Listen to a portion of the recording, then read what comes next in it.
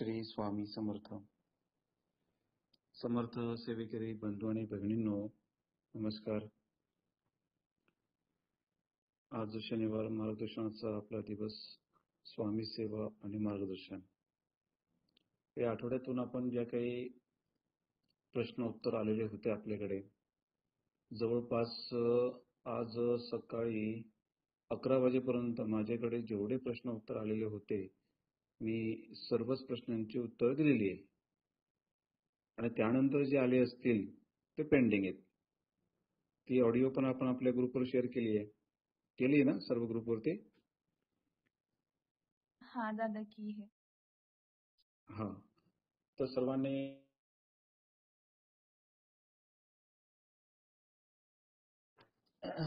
त्या माध्यमातून प्रश्न उत्तर ही सेवा कुठल्याही प्रकारची मनात शंका न घेता. दादा वॉइस बहुत कम आ रही है आपकी.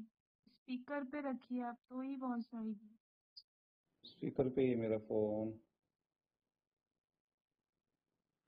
उस कम होके बढ़ रही है. अरे आज थोड़ा वाईफाई का इश्यू है ऑफिस में, इसकी वजह से कम ज्यादा होता है वो कभी कभी. आता आवाज येतो प्रॉपर माझा? हो, प्रॉपर आहे, आवाज प्रॉपर आहे. हा, कमी येतोय ना एवढंच?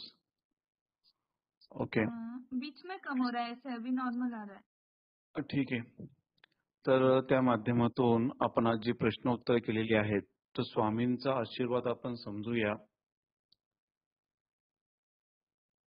ज्यांचे प्रश्न दिलेले आहेत, जे उत्तर दिलेत, मनात कुठल्याही प्रकारची शंका न घेता आपण त्या कार्यक्रमाला सुरुवात करायची. कार्यक्रमाला सुरुवात केल्याबरोबरच स्वामींचे आशीर्वाद चालू होतात, अनुभव यायला सुरुवात होते.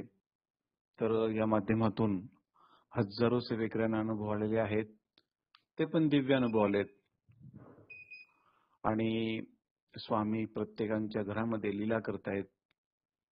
इथं स्वामी महाराजांचा आपल्याला महाअनुभव मिळणार आहे. तुम्ही अनेक वर्षांपासून स्वामींची सेवा करतायत, पण तुम्हाला तुमचे प्रश्नच सुटलेले नाहीत अजून. तर सगळ्या ठिकाणी तुम्ही जाऊन आला असाल. शेवटचा मार्ग श्री स्वामी समर्थ. ऑनलाईन प्रश्न या माध्यमातून हजारो लोकांचे स्वामींनी कामं केली आहेत. दिव्य अनुभूती या ठिकाणी स्वामींनी आपल्याला दिल्या आहेत. तर याचा प्रत्यय हजारो लोकांना येतोय. मी तर हजारो म्हणणार नाही, ती संख्या लाखोच्या जवळपास गेलेली आहे. अनेक सेवेकरी आमच्याशी कनेक्ट ज्यावेळेस होतात, सहज कोणी कनेक्ट होऊ शकत नाहीत. ज्यांच्या मनामध्ये द्वंद्व चाललाय, समजायचं त्यांचं काहीतरी अपूर्ण आहे, म्हणून ते आमच्याशी कनेक्ट होऊ शकत नाहीये. हे सर्वस्वी कार्य गुरुमौलींचंच आहे. मगाशी मी सांगितलं गेल्या मीटिंग मध्ये, अंतर्गत आशीर्वाद आणि बाह्यांतर्गत आशीर्वाद खूप फरक असतो. स्वामींचं कार्य, गुरुमौलींचं कार्य बाहेरून आपल्याला दिसत नाही कोणालाच, पण अंतर्गत जी शक्ती आहे, ते सर्व कार्य अंतर शक्तीच्या माध्यमातून चालू असतं. त्यासाठी मी गेल्या वेळेस रामायणातलं उदाहरण दिलं होतं. अंतर्गत कार्य म्हणजे काय? ईश्वर नियोजनानुसार हे सर्व हे कार्य आधीच लिहिले गेलेले असतात. जसं प्रभू रामचंद्र आले, ते येण्याच्या आधी रामायण वाल्मिकी ऋषीने लिहून ठेवलेलं होतं. तर त्याच पद्धतीने स्वामींचं कार्य आहे. एक छोटंसं उदाहरण मी देऊ इच्छितो. रामायणामध्ये जेव्हा सीतेचं हरण झालं, रावणाने सीतेचं हरण केलं, त्यावेळेस राम आणि लक्ष्मण वनामध्ये सीते सीते म्हणून शोध करत होते. त्यावेळेस गुराख्याच्या रूपामध्ये पार्वती, शिवाने पार्वतीला सांगितलं, चला आपण प्रभू रामचंद्रांचं दर्शन घेऊया. तर प्रति आज्ञा म्हणून ते सोबत तर आलेत, पण जेव्हा पृथ्वीवरती बघतात सीतेचं अपहरण झालेलं आहे आणि राम सीतेचा शोध घेत आहे. त्यावेळेस मनात शंका आली पार्वतीच्या की आपला महादेव किती भोळा आहे, कोणालाही लगेच गुरु करून टाकतो आणि त्या रामाला गुरु करून टाकला. आणि त्या रामाला माहिती पण नाही सीता कुठे गेली आहे, ती रावणाने पळवली हे ते रामाला माहिती पण नाही. असं म्हणून ते स्मित हास्य करत शिवकडे बघतात. भोलेनाथांना त्यांच्या अंतर्मनाचा परिचय येतो. ते गुरेखाच्या वेशामध्ये प्रभू रामचंद्रांसमोर उभे असतात. प्रभू रामचंद्र आणि लक्ष्मण दोघी त्यांना वंदन करतात. शिवपार्वती देखील वंदन करतात. त्यांचा परिचय होतो. गुरु शिष्याचं भेट होते. त्यानंतर पार्वतीच्या मनात शंका चालू असते. तर भगवान भोलेनाथांना सोडून ते पुढे सीतेच्या रूपात प्रकट होतात आणि ज्यावेळेस राम लक्ष्मण सीते करत येतात तर सीतेच्या रूपामध्ये पार्वती माता प्रकट होतात. लक्ष्मण आणि राम यांचा संवाद आधी होतोच की ही सीता नसून ही पार्वती माता आहे. म्हणून लक्ष्मण त्या सीतेचे रूप घेऊन आलेल्या पार्वती मातेला सहज म्हणतात, माते आताच तर आपलं दर्शन झालं, परत ह्या रूपात दर्शन होत आहे. असं म्हणून दोघी नमस्कार करतात, राम आणि लक्ष्मण पार्वती मातेला. तात्काळ त्यांना विश्वस्वरूपात दर्शन दाखवतात आणि ते जसं भगवान श्रीकृष्णाने विश्वविराट स्वरूपात दर्शन अर्जुनाला दाखवलं होतं तसं प्रभू रामचंद्र दर्शन दाखवतात. दर्शन दाखवल्यावरती पार्वतीला कळतं की ही पूर्ण ब्रह्मशक्ती परब्रह्मशक्ती. ती वंदन करते आणि नंतर म्हणते की भोलेनाथ, खरोखर भोलेनाथांना शोभणारे गुरु हे प्रभू रामचंद्र आहेत. स्तुती करून ती जाते.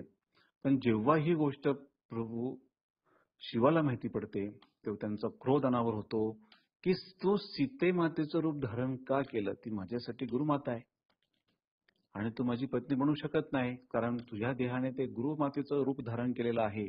म्हणून मी आजपासून तुझा त्याग करतो. असं म्हटल्याबरोबर पार्वती माता ते जे स्वरूप त्यांनी धारण केलेलं असतं ते तेजासह ते ध्यानाला बसतात आणि ध्यानातनं ते स्वरूप स्वतःच नष्ट करतात. नंतर स्वरूप नष्ट झाल्यानंतर शिव त्यांना स्वीकारतात. तर सगळ्यात महत्वाची गोष्ट, विषय आपला काय होता, अंतर्दृष्टी आणि बाह्यांतरक दृष्टी. प्रभू रामचंद्रांना माहित नव्हतं का सीता कुठे गेली, काय गेली आहे? तर त्याचा उत्तर रामायणामध्ये असा उल्लेख येतो की एक मायेची सीता त्याने निर्माण केली आणि ती सीता रावणाकडे दिली आणि खरी सीता ही अग्निदेवाकडे पाठवली होती. हे सर्व नियोजन त्यांनी आधीच करून ठेवलं होतं. बाह्यांतर्गत ते लीला त्यांच्या एका रंगमंचावरती जसं एखादा व्यक्ती नाटकाचं पात्र करतोय त्या पद्धतीने ते पात्र चालू होतं. तसंच आमचं कार्य जे आहे, ऑनलाईन मार्गदर्शन, ऑनलाईन सेवा, गुरुमाऊलींच्या, स्वामी महाराजांच्या, याला विरोध करणारे विरोध करतात. त्यांना त्या गोष्टी कळत नाहीत. मी त्यांना मूर्ख म्हणणार नाही, बावट म्हणणार नाही. मनातल्या अनेक प्रकारच्या शंका असतात. त्याच्याबद्दल मला तर वाटतं समजण्याला एवढं उदाहरण पुरेसं आहे. या ठिकाणी माऊलींचे अंतर्गत आशीर्वाद आहेत. स्वामी महाराजांचंच कार्य या ठिकाणी चालू आहे. बाह्यांतर्गत जे आहे ते आपल्याला माऊली आशीर्वाद देतात. हे नारळ घ्या, प्रश्नोत्तर हे करा, ते करा. आम्हाला कधी माऊलीने नारळ दिलेच नाहीत. स्वामींनी स्वप्नात दृष्टांत दिलेत, त्याच्यानुसार प्रश्नोत्तर चालू आहेत. गेले 20 वर्षापासून दृष्टांत महाराजांनी दिलेत. त्या पद्धतीने स्वामींचं कार्य चालू आहे आणि हे कार्य नवीन पद्धतीने चालू आहे. यातनं मी तर म्हणतो, ज्या ज्या सेवेकऱ्यांना अब्जी चंडीतून वेदना झाल्यात, पीडा लागल्यात, त्यांनी आमच्याकडे यावं. सर्व प्रकारच्या पीडेतून सुटका करून मिळेल. तुमचे 40-50 वर्षापासून तुम्ही स्वामींच्या सेवेत आहात, प्रचंड अडचणीत आहात, प्रश्न सुटत नाहीत. तुम्हाला हवं ते योग्य मार्गदर्शनाची जरुरी आहे. आणि या माध्यमातून अनेक लोकांचे प्रश्न सुटले आहेत. त्यासाठी आमच्याजवळ येताना मुळाशी जो तुमचा अहंकार आहे तो सोडून यायचा. अहंकाराचं प्रदर्शन ते चालत नाही. म्हटलं तर इथं ज्यावेळेस मी धर्माबद्दल बोलत असतो, तर त्यावेळेस आमच्याजवळ भगवान कृष्ण उभे असतात. जर आम्हाला कोणी विचारलं तुमचा पंथ कुठला, तर मी एकच म्हणेन दत्त मार्ग. मूळ दत्त. तुमचे गुरु कोणते आहेत मी सरळ सांगेन, परब्रह्म भगवान श्री स्वामी समर्थ महाराज. विषय जर देहधारी गुरूंचा निघाला तर सरळ म्हणेन गुरुमाऊली. ही सर्व प्रणाली श्री स्वामी समर्थ या मंत्रामध्ये आमचे प्रपंच नाही, ही प्रपंच असते. एखाद्या वेळेस जर एखाद्या व्यक्तीला सांगितलं काहीतरी तू बोल, तर प्रशिक्षण शिबिरवाले कसे असतात, त्याला सुरुवात करतात अनंत कोटी ब्रह्मांड नायक परब्रह्म भगवान श्री स्वामी समर्थ महाराज, ब्रह्मभूत परमपूज्य पिठले महाराज, त्याच्यामध्ये सद्गुरू परमपूज्य मोरे दादा, सर्वांचे हृदय असलेले परमपूज्य गुरुमाऊली. हे सगळं प्रशिक्षण शिबिरात त्या गोष्टी. धन्यवाद. त्याला मी याविषयी माझं काही मत नाही, दुराग्रह नाही. हे सगळे गोष्ट आमच्याकडनं फक्त श्री स्वामी समर्थ या स्वरूपात येऊन जातात. कारण तत्व एकच आहे, कार्यप्रणाली एकच आहे, गुरु प्रणाली एकच आहे. सर्व श्री स्वामी समर्थांमध्ये लीन झालेली प्रणाली, म्हणून त्यात सगळं आलं. तर हे महाराजांचं स्वामींचं कार्य आहे, गुरुमाऊलींचं कार्य आहे, वेगळ्या पद्धतीने चाललंय. कार्याचा भाग काय आपला, हजारो वेळेस आपण आरत्या केल्यात, मंदिरे टिपलेत, केंद्र टिपलीत, कार्यकारण भाव कळलाच नाही. 18 विभागांमध्ये कार्य कितपत केलं. 18 विभाग म्हणजे अध्यात्म ज्ञान नाही, लक्षात घ्या. हे आध्यात्मिक ज्ञान तुम्हाला समजत नाही, त्यासाठी केलेला एक छोटासा प्रयत्न आहे 18 विभाग, की त्या माध्यमातून तुमच्या राशीमध्ये पुण्याची गणना पडावी. कारण अध्यात्म सहज एकदम कठीण आहे, सरळ नाही. आमच्या अध्यात्माचे विषय समजण्यासाठी साधन असावी लागते, तशी मन घडवी लागतात. सहज ते कोणाला उमजत नाही. मी आज जर आत्मज्ञानाच्या गोष्टी केल्या, ब्रह्मज्ञानाच्या केल्या, मोक्षाच्या केल्या, तर पात्रताच नसताना ते व्यक्ती ऐकतील कसं. सगळ्या संसारिक गरजा घेऊन आमच्याकडे येतात, आणि संसारिक गरजा, शारीरिक दुःख, मानसिक, भौतिक, आधी भौतिक सगळे प्रॉब्लेम घेऊन येतात. अध्यात्माचा अही देखील कोणाला माहित नाही. आम्ही कशावर बोलणार, काय सांगणार तुम्हाला. आधी तुमचं सोल्युशन काय आहे, तुम्हाला स्वामींनी अनुभव दिला पाहिजे. एकदम मी बऱ्यापैकी गोष्टी करेन तर कसं शक्य आहे. सगळं पालथ्या घडावर पाणी, उलट्या रोडवरती आपण कितीही पाणी टाकलं त्यात काय पडणार. त्यासाठी माणसाची मनोवृत्ती हळूहळू का असेना साधनेमध्ये गुंतवावी लागते, त्याला अनुभव द्यावे लागतात, परिचय द्यावे लागतात. परिचय, अनुभव या संपर्कातून तो आध्यात्मिक दिशेकडे येतात. त्याला कर्माची बंधनं सांगावी लागतात, त्याच्यावरती उपजत संस्कार करावे लागतात आधी. त्यातून तो व्यक्ती हळूहळू का असेना घडत जातो. अध्यात्माचे दरवाजे त्याची उघडे होत जातात. सरळ तुम्हाला बरेकाचं ज्ञान सांगितलं तर तुम्हाला कळणारच नाही, ते तेवढी योग्यताच नाही. मी तुम्हाला मोक्षाच्या जर गोष्टी सांगितल्यात, आमच्याकडे अफाट आहे. हिमालयातल्या योगी येतील, त्यांना मोक्ष आम्ही समजावून सांगू, कारण स्वामींनी अपार पिकवलंय. 40 वर्ष आम्ही यातच घातलेत सगळे. आम्ही तुम्हाला स्वामी समजून सांगू, पृथ्वी तलावरती असा एकही व्यक्तीने स्वामी तुम्हाला समजून सांगतील. तुम्हाला नश्वर स्वामी लोक समजून सांगतील. नश्वर म्हणजे काय आणि शाश्वत म्हणजे काय, खूप फरक आहे. जेव्हा तुमच्या सगळ्या संसाराच्याच गरजा त्यासाठी तुम्हाला सेवा सांगितली जाते, ही नश्वर सेवा आहे.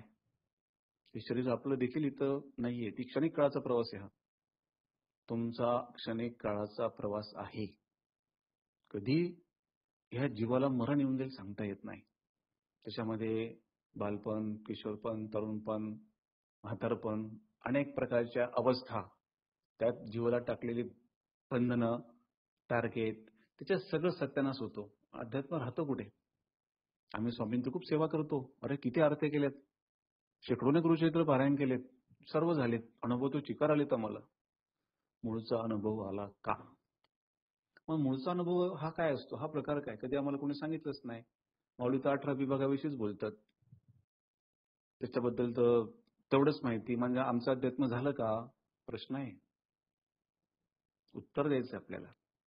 माऊलीने कधी आत्मज्ञानाबद्दल सांगितलं नाही, वैयक्तिक साधनेबद्दल सांगितलं नाही. त्यांना गुरुकृपेने भरपूर काही मिळालं. त्यांनी चंदनासारखं देह अजून सुद्धा झिजवतायत त्या कार्यासाठी.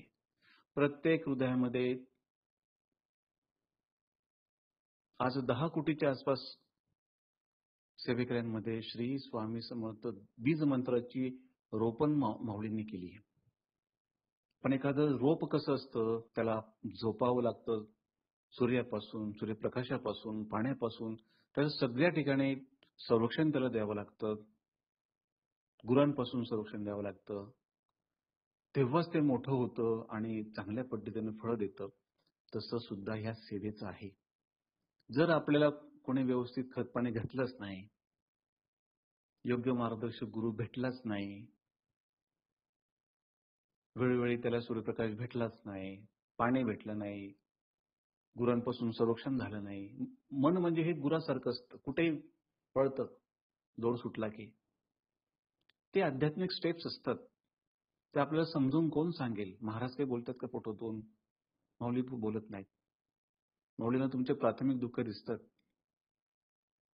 ते हे विषयावर कसं बोलतील? सर्वात महत्वाची आध्यात्मिक घडण आहे आणि ह्या माध्यमातून तुम्हाला घडवलं जातं, रिपेअर केलं जातं. आमच्याकडे अनेक लोक आहेत, ते क्रोधिष्ठ आहे, संतापी आहे, कामी आहे, वाटेल ते काय. पण हे ऐकल्यानंतर त्यांच्यावरती, त्या षड्रिपूंवरती शांतीचा ओलावा मिळतो. कुठेतरी ते क्षमन झाल्यासारखे वाटतात. ही ऑनलाईन मीटिंग चालू आहे. संख्या किती आहे मला माहित नाही. साधारणतः 270च्या आसपास आहे. तर ह्या षड्रिपूंवरती ह्या गुरुमंत्राचा प्रभाव कुठेतरी काहीतरी दमन शमन ह्या मार्गदर्शन मीटिंग मधनं होत असतं. तो परमेश्वराचा परम आनंद क्षणभर का असेना, सेकंदाचा 10वा हिस्सा तो तुम्हाला मिळतो. हे परमेश्वरी ज्ञानाचा कुठेतरी मनाला टच होतो तो. थोड्या वेळानंतर तुम्हाला वाटलं की हे दादा असं काय बोलतायत, माझ्या आयुष्यात आम्ही काय कमवलं? काहीच नाही कमवलं. ह्या कवड्या तुम्ही सोबत नेणार नाही, शरीरावरचे कपडे नेणार नाही. अगदी अग्निदार लावताना देखील कपडे काढले जातात. नंगा येतो मनुष्य आणि नंगा जातो. कुठल्याही प्रकारचे धन दौलत मान प्रतिष्ठा काहीच घेऊन जात नाही. नेमकं काय नेतो मनुष्य सोबत, किती नेतो, कसं नेतो आणि त्याच्या जोड्या किती फाटके असतात. या सगळ्या जोड्या शिवण्याचं काम आम्हाला करायचंय. तुम्हाला तुमच्या राशीमध्ये अक्षय पुण्याची प्राप्ती करून द्यायची. मंदिरं टेपणं नाही, केंद्रावरती अधिराज्य दाखवणं बिलकुल नाही. 4 भिंतीचा बाप बनायचा नाही आपल्याला. चालते बोलते तीर्थ बनवायचे आणि प्रत्येक कानाकोपऱ्यामध्ये स्वामींची कार्य करायची. मग चालते बोलते तीर्थ म्हणजे काय? अहो चालतं बोलतं केंद्र म्हणजे कसं? साक्षात स्वामींचं स्वरूप असं म्हणायला हरकत नाही. तुमचं नाव जे काही असेल, पण तिथं लोक म्हणतील श्री स्वामी समर्थ बरं, हे श्री स्वामी समर्थ महाराजांचं कार्य करतात बरं हे. असं लोकांची आपल्याशी ओळख झाली पाहिजे. आपल्याला दिसता क्षणी लोकांना देवाचं नाव आठवलं पाहिजे, श्री स्वामी समर्थ. तेवढी धुंदी, तेवढं वेळ स्वामी कार्याचं असलं पाहिजे. मग त्यासाठी काय कार्य म्हणजे नेमकं काय, ती प्रणाली समजून घेतली पाहिजे. महाराज कशासाठी आले? दिंडोरी मार्गातला एक व्यक्ती देखील सांगू शकणार नाही मला की महाराज संत कार्य काय, महाराज कशासाठी आले. गुरुमौलींचे पुत्र नश्वर स्वामी समजून सांगतील, पण शाश्वत काय हे सांगण्याची ताकद अजून कोणाची नाही. खऱ्या अर्थाने स्वामी महाराज समजून सांगण्याची ताकद अजून नाही. रिद्धी सिद्धीचं बळ नको आपल्याला, आपल्याला भक्तीचं बळ हवं. भक्तीचं वेड लावणार आहे आपण स्वामींशी. आपल्याला भक्ती करायची मिरेसारखी, शबरीसारखी. काय होतं शबरीकडे? काहीच नव्हतं, फक्त राम नाम होतं. आणि प्रत्येक डोळ्यांची ती आतुरता होती, प्रभू रामचंद्र माझे कधी येतील मला भेटीला. भक्ती करायची ते विदुरासारखी करायची, विदुराच्या पत्नीसारखी करायची. मीरा तिने आयुष्यात काय मिळवलं? किती मिळवलं? अख्खा कृष्ण तिने मिळवला. लोकांना मूर्त्या वाटल्या, "अरे माझा कृष्ण घ्या रे तुम्ही, गोपाळ घ्या रे माझा." असं करत ती वणवण फिरले. तिला मध्ये विष पाजण्याचा प्रयत्न केला. तिला जर देवाने रिद्धी-सिद्धी दिली असतं लगेच कळलं असतं की तिला विष कोण पाजतंय का. कारण रिद्धी-सिद्धीच्या माणसाला सगळ्या गोष्टी कळतात. पण भक्त असलेल्या व्यक्तीला काहीच कळायला नको. तोच खरा भक्त. कळायला लागलं तर मग मूर्खपणाचं गणित झालं ते. आपल्याला अशाच पद्धतीने स्वामींची सेवा करायची आहे. भक्त व्हायचे, सेवेकरी व्हायचे. सेवेकरी ही विश्वातली अतिउच्च अशी ब्रह्मांडामध्ये उच्च अशी पदवी आहे. स्वामींचा सेवेकरी. तो निस्वार्थी असला पाहिजे. कुठल्याही प्रकारचा सेवा करत असताना किंवा सेवा करून घेत असताना त्याच्यामध्ये स्वार्थ असायला नको. कुठल्याच प्रकारचा नको. स्वामींकडे एकच मागणं आहे. माऊलींनी आम्हाला 1000 वेळेस सांगितलंय आमच्याकडे बघून. फक्त 2 टाइम मागण्याची व्यवस्था स्वामींकडे करायची. 2 टाइम अगदी पोट भरून जेवायला भेटलं पाहिजे. बाकी काहीच नको. भरभरून आम्हाला अपमान द्या. मान्य दिला तरी चालेल. पण अपमानात आम्ही असे घडू की स्वामी स्वरूप होऊन जाऊ. हा दुःख हे अपमान आपल्याला त्या ईश्वराशी मिलन करून देतो. सर्वस्वाचा ज्या दिवशी अहंकार जातो, मीपणा जातो, त्या दिवशी स्वामी आणि तुमच्यातलं अंतर जवळपास संपलेलं असतं. जेवढी तुम्हाला स्वामींना भेटण्याची घाई आहे, त्याही पेक्षा जास्त घाई स्वामींना आहे. तुम्ही 2 पावलं स्वामींकडे येतात, पण 1000 पावलं चालून स्वामी तुमच्याकडे येत असतात. घोर कलियुग आहे. ह्या घोर कलियुगामध्ये 1000 मार्गांनी मनुष्य पतित होतो, पण स्वामी महाराज तुम्हाला लाख मार्ग निर्माण करून देतात आणि पतित होण्यापासून वाचवत असतात. धर्म म्हटला म्हणजे कर्माची बंधनं आली. त्या बंधनातनं आपण कसं जगलं पाहिजे ही आमची मार्गदर्शन मीटिंग सांगते. आहार विहार आचार संस्कृती आपण जोपासली पाहिजे. आपल्या बोलण्यातनं चालण्यातनं सेवा घडल्या पाहिजेत. सध्या व्हॉट्सअपची डीपी पण अशी ठेवा तुम्ही की त्यातनं डीपी बघितल्यावर लोकांचं सेवा झाली पाहिजे. अगदी मन परिवर्तन झालं पाहिजे. मग आता काय डीपी कसे ठेवतात लोक त्याच्याविषयी मी काही बोलणार नाही आणि भगिनींबद्दल तर अजिबातच बोलणार नाही. आपण लोकांना काय दाखवतोय, कसलं प्रदर्शन करतोय, त्यातनं आपल्याला काय मिळणार आहे? लोक असं म्हणणार की मॉडर्न झालेत बुवा व्यक्ती, खूप छान प्रगती झाली. मुलगी शिकली आणि प्रगती झाली. ती प्रगती कशी असते आणि कितपत असते? बघा, आपले विचार असे ठेवा, अख्खं विश्व आपल्या मागे पळायला पाहिजे. लोकांच्या मागे पळू नका. मी कशाबद्दलच काही बोलणार नाही. बर्थडे बद्दल विषय ते बिलकुलच करणार नाही. आजकालचे लोक वाढदिवस कसा साजरा करतात. ते ज्यांना मुलं होतात त्या महिन्याभराचे त्यांचे काय गणित असतात आणि काय ते कौतुक करतात. त्या आयुष्यात मुलांचं जसे की पिढा वाढवत असतात. अशा मुलांना नजर लागते. कौतुक कितपत करायचं मुलाचं किंवा मुलीचं हे आपण कुठल्या दिशेला जातोय कार्यकारण भाव कळतच नाही. नंतर ह्याच गोष्टी पीडादायक ठरतील. असो, विषयांतर नको. साधी सरळ राहणे, उच्च विचारसरणी हा आदर्श आपण ठेवला पाहिजे पुरुषांनी आणि भगिनींनी. संस्कृती जोपासण्याचं काम केलं पाहिजे. मराठी अस्मिता आणि संस्कृती नेमकं काय आहे? जिजाऊ काय होत्या? अहिल्याबाई होळकर काय होत्या? राणी लक्ष्मीबाई काय होत्या? त्या काळात घडल्या कशा आणि आजची स्त्री कशी बघा. स्त्री बलवान आहे, अजून सुद्धा शक्तिशाली आहे.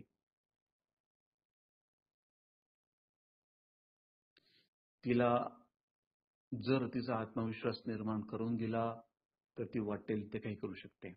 आणि एकदा जर ती घसरली, हजारो कुटुंब घसरून टाकते. सांगायला नको. म्हणून आपण स्वामींचं कार्य समजून घेतलं पाहिजे. आपण ह्या सेवा सगळ्या करतो सकाळ संध्याकाळ, पण त्याचं आउटपुट काय? रात्रंदिवस सेवा करून लोकांचे प्रश्न सुटत नाही. नेमका प्रश्न असतो तरी काय? आणि तो नेमका कुठला सोडवला पाहिजे? तुम्ही सगळ्यात महत्वाची गोष्ट एकच लक्षात ठेवा. श्री स्वामी महाराजांच्या इच्छेत इच्छा मिळून राहताला. स्वामींना भूषणावह होईल असं वागावं. मग स्वामींची इच्छा काय असते बरं?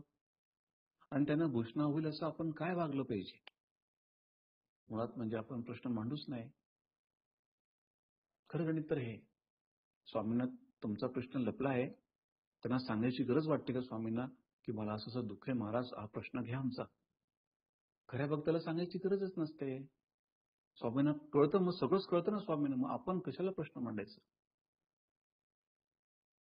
उत्तर ऐकतात, अनुभव येतो, त्यावेळेस तो जीव अज्ञान असतो, त्याला कळत नाही, नवीन सेविक राहिलेला असतो. पण तुम्ही जुने झाल्यानंतर देखील प्रश्न मांडतात. म्हणजे तुम्ही आतापर्यंत काय अभ्यास केला, मार्गाचा, स्टेशनरीचा, स्वतःचा? प्रश्न आहे.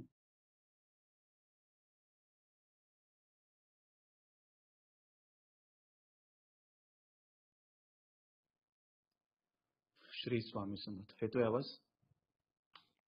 हाँ दादा. हा, मध्ये कॉल आलेला मला जरा. तर मनात कुठल्याही प्रकारच्या शंका न घेता आपण या ठिकाणी यावं, स्वामी महाराजांचा, गुरुमौलींचा आशीर्वाद घ्यावा. इथं तुम्हाला महाअनुभव मिळेल. सोबत अध्यात्म काय असतं हे समजून देण्याचा अनुभव तुम्हाला येईल. मी तुमच्यासारखा साधारण सेविकरी आहे. मी कोणी एकदम मोठा असा प्रतिष्ठित नाही. हे सर्व स्वामींच्या इच्छेने चाललंय. पण जेव्हा तुम्ही आमच्याकडे येतात, हे निमित्त मात्र शरीर आहे. अविनाश दादा, मी माझ्या कर्माचे जे काय असेल भोग बघून जाईन सगळं. जे काय असेल प्रत्येकाचे, रामकृष्णाला चुकले नाहीत. सामान्य माणसाचं काय, हे गणित वेगळेच, सगळ्यांचे गणित वेगळे. आपण आपलं शरीर नाव यापासून वेगळं आहात ते सांगणं म्हणजे अध्यात्म. ते मन, बुद्धी आणि तो आत्मा. अध्यात्म म्हणजे अंतरात्म्याचं ज्ञान. आपण फक्त मनापर्यंतच असतो आणि त्या मन आणि आत्मा याच्यामध्ये एवढं अंतर असतं, ते पार करायला आपल्याला खूप त्रास होतो. कारण मार्गदर्शन कोणीच नाही, दिशा देणारं कोणीच नाही. मंत्र तरी जप करून आपण देवाकडे काय मागायचं हे कोणालाच कळत नाही. बघा, परमेश्वराचे ज्यावेळेस मोठे मोठे योगी तपस्वी जेव्हा परमेश्वराचे ज्यांना दर्शन होतं, तर ते एकमेव गोष्ट मागतात की आम्हाला कुठल्याच प्रकारची संपदा देऊ नको, धन देऊ नको, काहीच नको देऊ, की असा सत्संग दे की परमेश्वरा तुझ्यापासून आम्हाला विस्मरण होणार नाही. मग ज्यावेळेस तुम्ही आमच्याकडे येतात, आम्ही तुम्हाला स्वामीमय करतो. स्वामीमय करतो. आतापर्यंत असं स्वामीमय कोणी कोणाला केलंच नाही. मग स्वामींची भक्ती कशी करावी? मग आम्ही पारायण करतो, नवनाथ करतो, भागवत करतो, सर्व करतो. पण अगदी स्वामीमय झालोच नाही हो. तो आनंद कधी मिळालाच नाही. स्वामी चरणांचा, गुरुमाऊलींच्या चरणांचा. कधीतरी माऊलींची कृपा झाली, ठीक आहे, ते आपण चालत बसतो. अरे माऊलींचं दर्शन झालं, स्वप्नात हे झालं, ते झालं, हात ठेवला डोक्यावरती, त्यांनी माझं भूत सांगितलं, भविष्य सांगितलं. ते त्यांच्या लीलात. पण स्वामींनी तुम्हाला कधी जवळ घेतलं का? 4 पुरुषार्थ काय असतात? धर्म, अर्थ, काम, मोक्ष. याच्याबद्दल कधी विश्लेषण करून सांगितलं का? नेमकं इथं आल्यानंतर तुम्हाला नेमकं काय मिळवायचं आहे, हा प्रश्न आहे. गुरु म्हणजे नेमकं काय आहे? हे गुरु कार्य नेमकं काय आहे? विश्वात अनेक प्रकारचे मार्ग आहेत. जो तो आपल्याला श्रेष्ठ समजतो, आपल्या गुरुंना श्रेष्ठ समजतो. पण नेमकं आपल्याला जायचं कुठे या मार्गात राहून? सांगितलं कोणी? अजूनपर्यंत परिचय नाही. नेमकं करायचं काय स्वामींचं कार्य म्हणजे? लोकांना अनुभव आलेत लोक. पण पुढची स्टेप काय आहे? लक्षात घ्या बंधू भगिनींनो, विषय खूप महत्वाचे आहेत.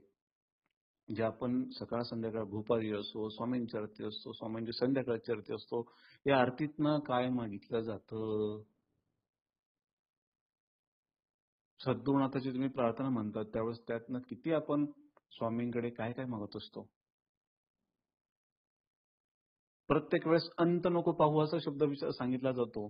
खऱ्या अर्थाने तुमचा अंत पाहिला जातो का? उकलोने म्हणीचे हितगुज सारे वद कवना दाऊ.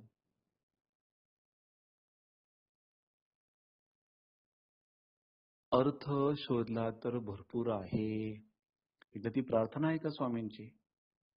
त्या प्रार्थनेतनं अर्थ बघा आणि विचार करा. हे सगळं पिठले महाराजांनी अर्थ लिहून ठेवलेले आहेत. वारंवार त्या परमेश्वराकडे गुरूंकडे विनवण्या केल्या. त्या कशासाठी? की जे पिठले महाराजांनी स्वामींकडे मागितलं ते अख्ख्या जगाने मागितलं पाहिजे. म्हणून आपण आरत्या म्हणतो. कारण आपल्याला दिशाच नाही. त्या आरत्यातनं दिशा मिळते. पुष्पांजलीतनं बघा काय दिशा मिळतं आपल्याला. सकाळची भोपळी आरती कशासाठी होते बघा एकदा. त्याचे अर्थ चेक करा तुम्ही. तुमच्या ज्ञानामध्ये भर पडेल. तुम्हाला आत्मिक शांततेचा अनुभव मिळेल. हे विश्वातही मिळत नाही, कधीच कोणाला मिळत नाही. हे टाटा, अंबानी, बिर्ला मायेचे खेळणे आहेत. ते काहीच कामाचे नाहीत. त्यांनी कुठले तरी पुण्य केलं आणि पुण्य भोगवून राहिलेत. त्यांना मंदिराजवळ 1 घंटा वाजवायला टाइम नाही. साधना उपासना म्हणजे त्यांचा जन्म व्यर्थ आहे, फुकट आहे, अगदी पशुतुल्य आहे. जी सृष्टी ज्या परमेश्वराने निर्माण केली त्यात 84 लक्ष योनी टाकलेत जीव, त्यातला मानव श्रेष्ठ आणि तो परमेश्वराचा अंश आहे हे जाणण्यासाठी जो मनुष्य जन्म दिलेला असतो तो आपण जर व्यर्थ घालवला तर ते पशुतुल्य व्यवहार झाले तर त्या जीवनाला अर्थ काहीच नाही. ते 4 पायाचं. आता तुम्ही मी जर त्या लोकांना 4 पायाचं म्हणतो, मग बाकीच्यांचं काय राहिलं? व्यक्ती तोच ज्यावेळेस त्याला प्रश्न पडला की हे सर्व सृष्टी काय आहे, कशासाठी हे जग निर्माण केलंय, त्यात माझं स्थान काय आहे? कोण कुटील मी कवण कार्य मम. शब्दाचा अर्थ आहे. प्रश्न विचारलाय पिठले महाराजांनी स्वामींना. स्वामींनी उत्तर दिलेत त्यांना. आपण कधी प्रश्न विचारणार? कशासाठी जन्माला घातलंय, माझं कार्य काय आहे? वद कवना दाऊ. माये प्रेमे जागृत केले, शुद्धेने लेकरू व्याकुळ झाले. भोपाळीमध्ये अर्थ येतो त्याच्यात. थोडीशी ती माया दाखवली, हटवली आणि लगेच स्वामींचं स्वरूप कळालं, पण लगेच महाराजांनी ती माया झाकून दिली आणि आपण जैसे थे वैसे. जसं बाळकृष्णांचं उदाहरण येतं. ते ज्यावेळेस माती खात असतं आणि माती खाताना यशोदा मैया येते आणि तोंडातली माती काढायला सांगते, आ कर आ कर. तर आ केल्यावरती त्या भगवंताच्या मुखात अनंत कोटी ब्रह्मांड दिसतात. तर चक्र येऊन पडून जाते. चक्र येऊन पडते. त्यावेळेस भगवंत तिच्या शरीरावरती असलेली अविद्या माया हटवून तिला दर्शन देतात. ती घाबरते ते परमेश्वराला बघून, अद्भुत सामर्थ्य बघून ती घाबरते, दंडवत करायला लागते. तो बोलते, भगवंता तू कसं काय माझ्या पोटी आला जन्माला? असं कोणतं पुण्य केलं मी? लगेच भगवंताने सांगितलं, तू असं तप केलं होतं आणि मी माते हाक मारल्यावरती ते हाक सिद्ध करा म्हणून सांगितलं, म्हणून तू माझ्यासाठी आलेलीस यशोदा माते. पण नंतर त्यांना वाटलं, आता हिला तर माझं स्वरूप कळालं, पण मला मातेचं प्रेम हवंय, मला लीला करायच्या आहेत, म्हणून परत तिला मायेतून झाकून दिलं. जैसे ते वैसे परत तिच्या मागे पळणं, त्या लीला करणं, मग परत बांधून देणं, अनेक गोपिकांना त्रास देणं. गोपालकृष्ण पुढे पळतात, आई मागे पळते, तिला सतावणं. मग हे लीला चालू झाल्यात. तसं आपल्या सुद्धा लीलाच आहेत. जोपर्यंत हे विद्या माया आपल्याला हटत नाही तोपर्यंत अध्यात्म कळत नाही किंवा परमेश्वराचं दर्शन होत नाही. हा सगळा परमेश्वराने टाकलेला जुगार आहे. तो या सगळ्या गोष्टीत लिप्त आहे, बाहेर आहे आणि त्याने आपल्याला या जुगारात टाकून दिले. आणि या जुगारामध्ये आपण सगळं खल्लास होतोय. चटाकभर काय पुण्य असेल ते बघून संपून मोकळं होतो. पण सेवेकरांच्या बाबतीत तसं नसतं. त्यांची सर्व पुण्य स्वामींच्या कक्षेमध्ये असतात. ते कुठल्याही प्रकारचं पुण्य खर्च करू देत नाहीत. पण त्यांनी जे अनंत जन्मांचे दोष असतात ते संपवले जातात. आम्हाला अनेक लोक म्हणतात, खूप मागे तू ह्या दुनियेच्या तू कक्षेतच म्हणतात मला सगळेजण. प्रगतीच नाही केली आयुष्यात असं म्हणतात.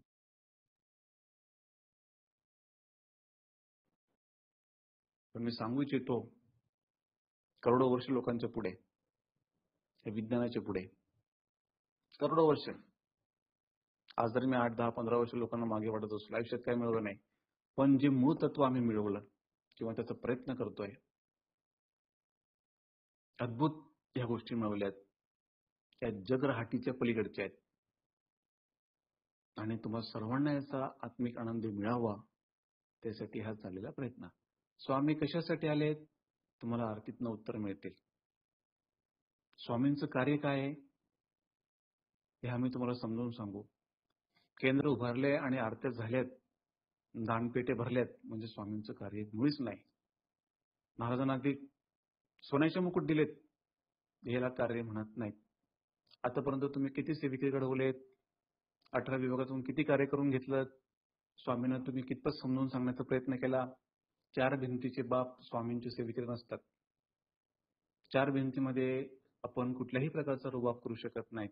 आपण सत्ता जर त्या ठिकाणी दाखवली तर आपल्याला महाराजांनी स्वीकारलंच नाही असं म्हणून समजायचं. मंदिराच्या बाहेर निघा, केंद्राच्या बाहेर निघा. स्तवन वाचतात आपण, सर्वच ठिकाणी स्वामींचं स्थान आहे. जल, स्थल, अग्नी, वायू, इंद्र, ब्रह्मा, विष्णू, महेश. अगदी स्वामी चरित्र आपण म्हणतो, रामापासून तर बौद्धपर्यंत महाराज सर्व काही तुम्हीच आहात. ते समजून देणारीची ताकद काय मग कुठे आपल्याला समजलंच नाही.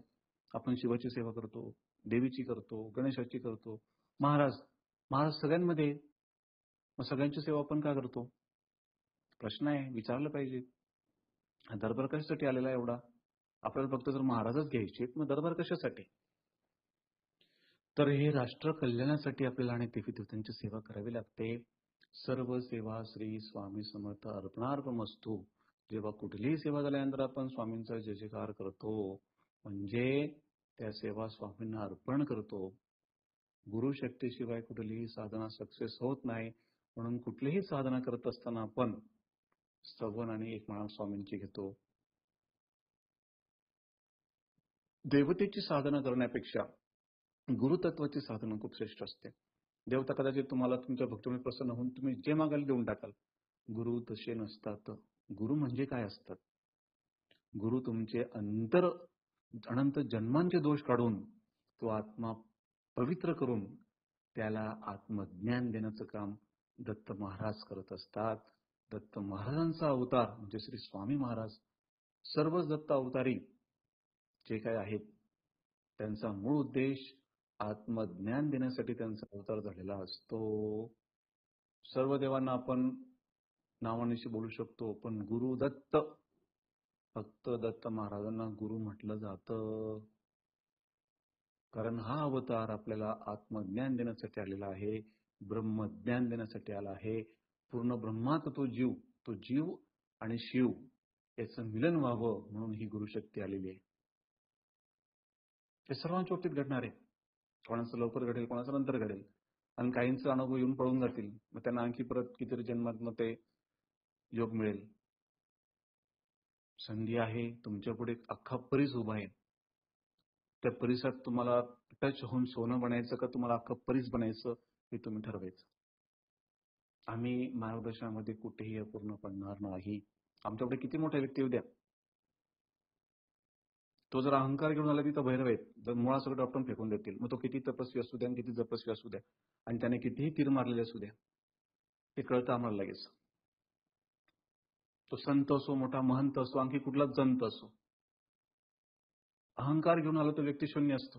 तो छटाकभर सिद्धीचा खेळ असतो, काहीच नसतं. ते पूर्ण परमेश्वर स्वरूप तो व्यक्ती झाला असतो. तो नम्र असतो. तो कुठल्याही प्रकारचं विद्याशक्ती याचं वैभव त्याच्याकडे नसतं. भक्ती नावाची गोष्ट असते, जसं तुकाराम महाराजांकडे होतं. मग एकदा गुरु केला, साधना केली, तर आपण त्यांच्याशी एकनिष्ठ असावं. महाराज उच्च कोटीचे देवता आहे, ती परीक्षा घेते. ती सहज काही तुम्हाला देऊन टाकते. महाराज कोणाला करोडपती अजिबात बनवत नाही. महाराज जे काय असेल ते करोडपती तुम्हाला रोडपती बनवतील, पण ज्ञान देण्याचा प्रयत्न करतील. जे योग्य भक्ताला आहे ते देण्याचं काम फक्त स्वामींचं आहे. नाही 10 करोड जर मिळाले तर मग 1 करोडचं सोन्याचं देणं चढवायचं. मग ती फार मोठी भक्ती झाली. हे सगळं फालतू खेळ आहेत किंवा ते मतिमंदांची काम आहेत. सिद्ध बना, ज्ञानाची पाणपोई घाला, हे महाराजांचे वाक्य होते. तुम्ही स्वतः सिद्ध व्हा. जे ज्ञान मिळालं त्या ज्ञानाची पाणपोई घाला. अनेक अतृप्त जीवांना तृप्ती द्या. जीवात जीव घालावा, प्राणात प्राण घालावा. राह राह शोध घ्यावा परांतराचा. घ्या. अर्थ कळलाच नाही.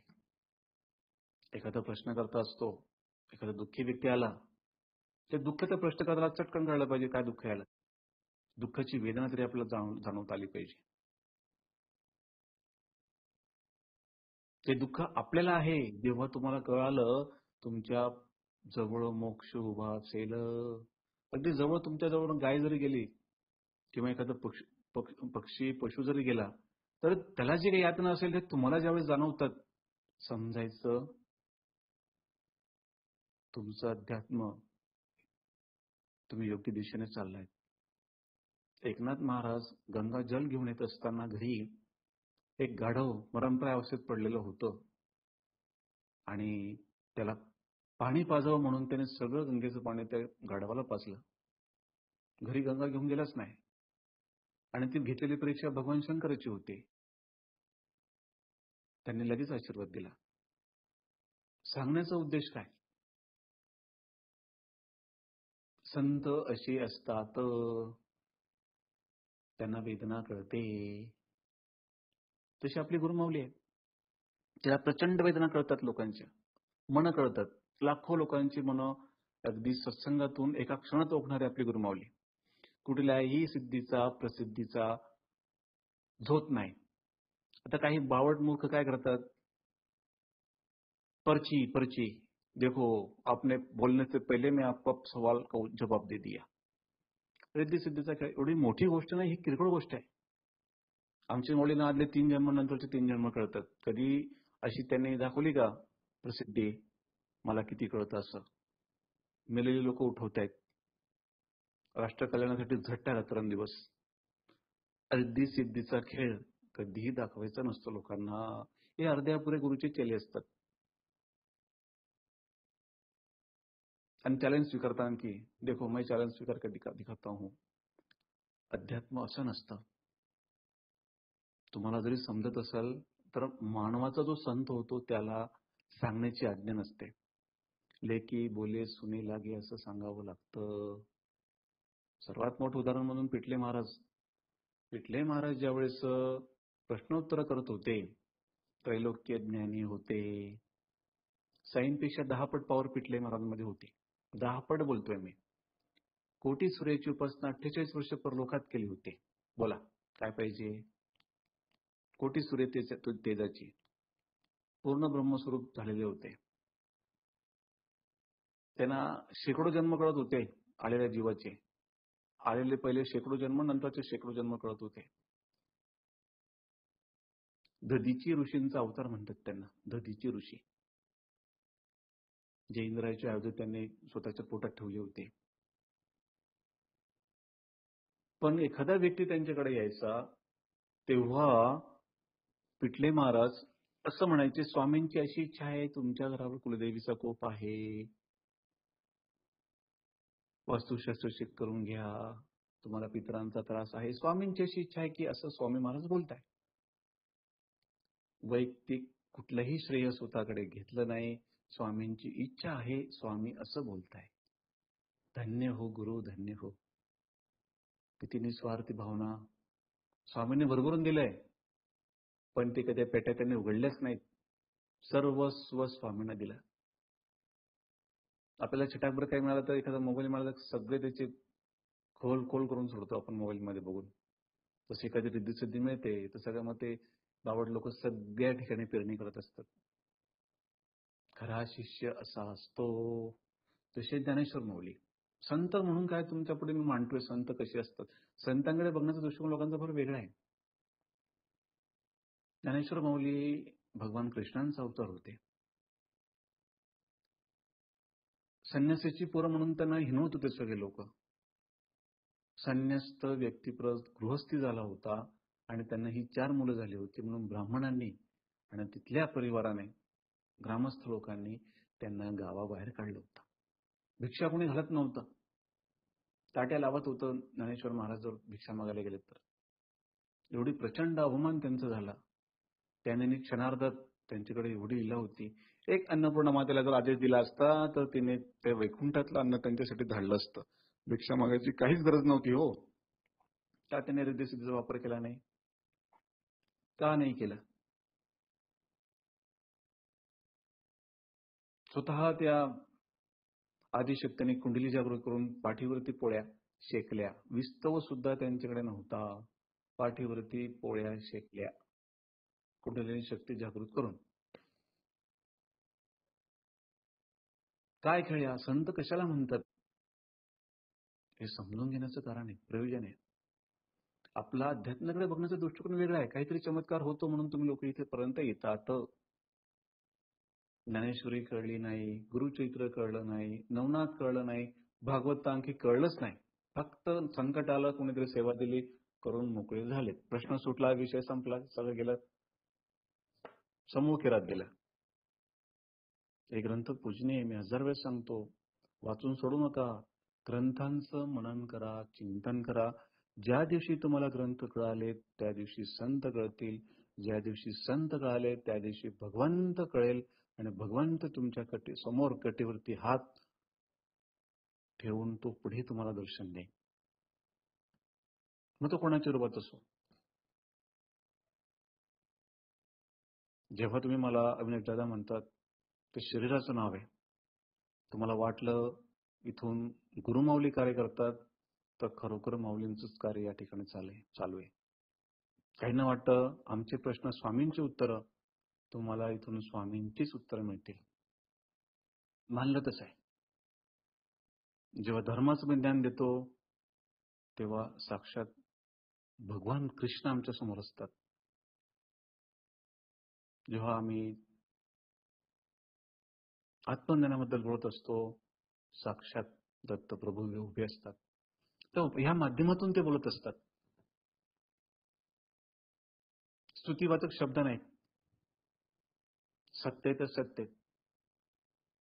हे स्वामींचं कार्य. गुरुशक्तीकडे सर्वच येतात. विश्वामध्ये गुरु ही फार मोठी शक्ती आहे. सबसे बडा गुरु, गुरु से बडा गुरु का ध्यास. ध्यास काय आपला? श्री स्वामी समर्थ. यापेक्षा मोठं काही असू शकत नाही. गुरुमंत्र आहे. तुमचे आध्यात्मिक दरवाजे, तुमच्या अंतरंगात जो कृष्ण लपलेला आहे तो ओपन करण्याचं माध्यम मंत्र असेल तर श्री स्वामी समर्थ. आदिशक्ती आहात तुम्ही सर्व भगिनी. हे तुमचा परिचय तुम्हाला अजून कोणी करूनच दिला नाहीये. ते फॉरेन कल्चर आत्मसात करण्यापेक्षा अध्यात्माकडे वळा. स्वयं आदिशक्ती दुर्गा आहेत तुम्ही. दुर्गेची रूप आहेत सगळे. आणि ते दुर्गेचं स्वरूप प्रकट करून देण्यासाठी हा गुरु आलेला आहे. श्री स्वामी समर्थ या मंत्राने तुमच्या अंतरंगातली देवी जागृत होईल. लक्षात घ्या. गुरु याला म्हणतात. गुरूंच्या अधीन विश्वातल्या साऱ्या देवता असतात. तुमच्यावर कुठले विकोपले काही हरकत नाही, घाबरायचं गरजच नाही. स्वामी महाराज बसलेले आहेत. कोपत देते लगेच कोपायचं ते. गुरूंचं संरक्षण आहे. कुठलीही देवता कोपू दे, पित्र कोपले कोपू द्या, महाराज संरक्षण देतील. पण जर गुरु कोपलेत तर विश्वातला कुठलाच देव तुम्हाला मदत करूच शकत नाही. गुरूंचं स्थान एवढं मोठं असतं. गुरु समजून घ्या, मोजून मापून करा, त्याच्या परीक्षा घ्या. मी म्हणतो महाराजांना मुजरा करूच नका. स्वामींना सांगा तुम्ही आहात का, अनुभव द्या आम्हाला.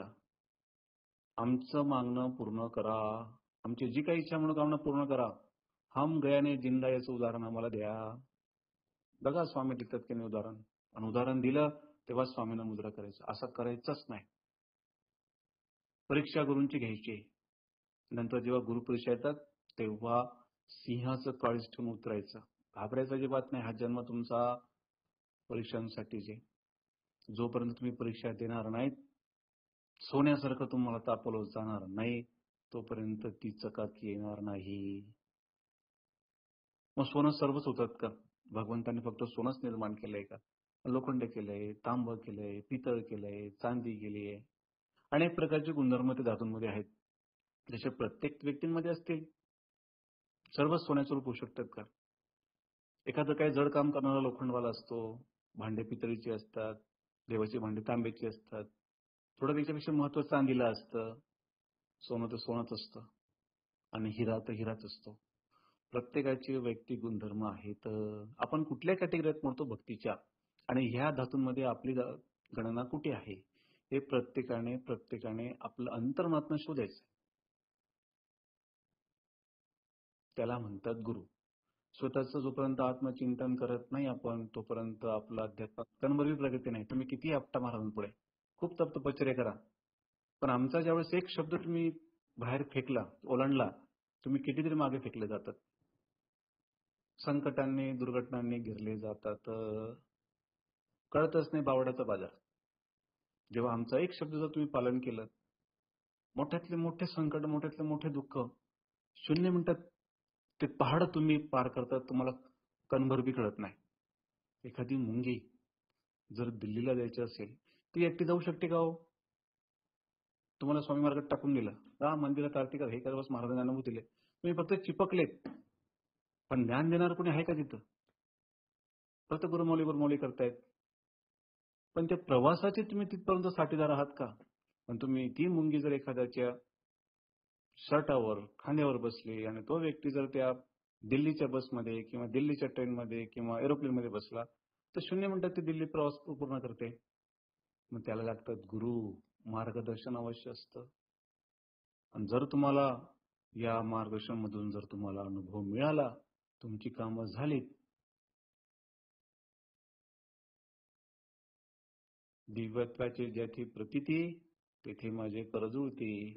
तुमचा प्रवास, तुमचा नवीन जन्म आजपासून सुरुवात झाली म्हणून समजा. बोला. स्वामी सेवेत आहात मान्य आहे, पण आमच्याकडे या. महाअनुभव मिळाल्याचे राहणार नाही. मी प्रत्येक वेळेस म्हणतोय महाअनुभव का, कशासाठी म्हणतोय? इथं व्यक्तीला घडवलं जातं, ट्रीट केलं जातं. तुमचे सगळे दुर्गुण हे सगुणमध्ये रूपांतर केलं जातं. वर्ष किती काढलेत तुम्ही, पण तुम्हाला अजून दिशा मिळालीच नाही. ती वाट अज्ञानाकडून ज्ञानाकडे, अंधाराकडून प्रकाशाकडे, असत्याकडून सत्याकडे घेऊन जाण्याचं खऱ्या अर्थाने काम हे मार्गदर्शन मीटिंग करत असते. या माध्यमातून स्वामी महाराज आपल्याला भरभरून आशीर्वाद देत असतात. आमच्या मीटिंग चालू होतात, शेकडो गणती लोक रडतात मीटिंग चालू होत असताना, कळत नाही, धाडस होत नाही बोलण्याचा. का? सर्वस्वी स्वामी महाराजांचा हा आवाज असतो, माध्यम स्वामींचं असतं. स्वामींना तुमच्याशी काहीतरी बोलायचंय, निमित्त मात्र हे ध्येय आहे. आवाज स्वामींचाच असतो, त्यांची कळकळ असते सांगण्याच्या माध्यमातून. आम्ही निमित्त असतो. ज्या आरत्या आहेत त्या परब्रह्मानेच लिहिल्या आहेत आणि परब्रह्माने स्वतःची स्तुती करून घेतली. पेटले महाराजांनी स्वामीमयच झाले होते, त्यांनीच आरत्या लिहिल्या आणि स्वामीने त्यांच्याकडून लिहून घेतले. तसंच हे कार्य आहे.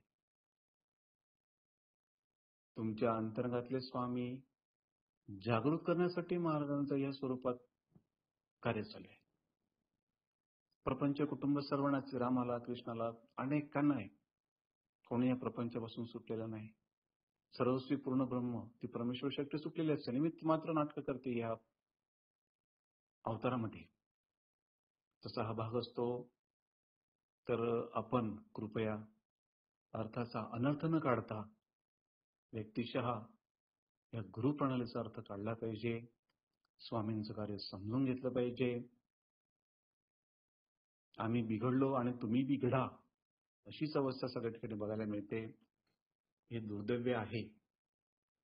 तर मी आता असं म्हणेल, आम्ही पण घडलो आणि तुम्ही पण घडा, असा संदेश देऊन आपलं हे कार्य करायचंय.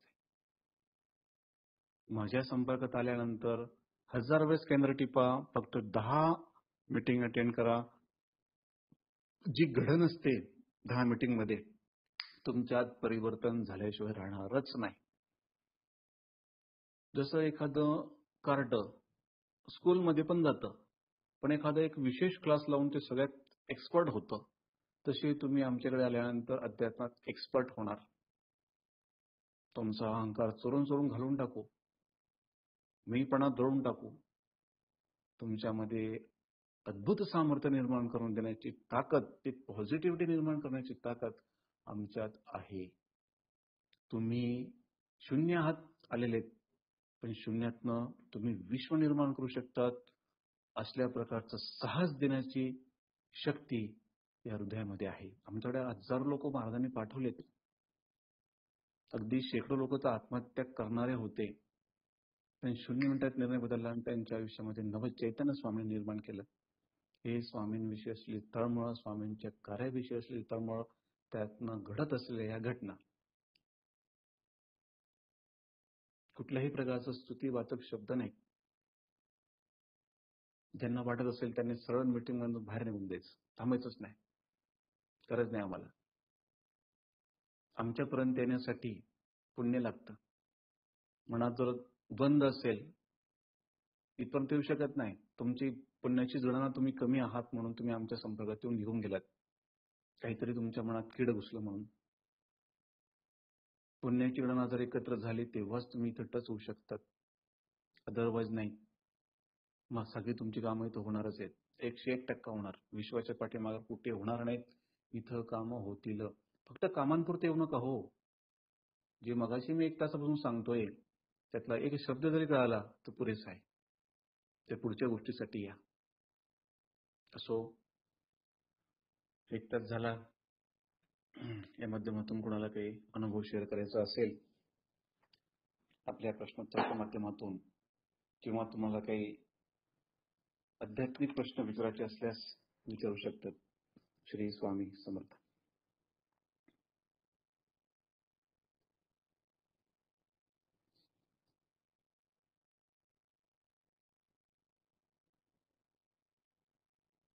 आवाज येतोय माझा?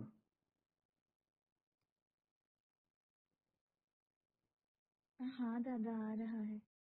हा. श्री स्वामी समर्थ दादा. हा, श्री स्वामी समर्थ. बोला ना. आपल्या गुरु माऊलींचा इथे महासत्संग आहे मोशीला. तर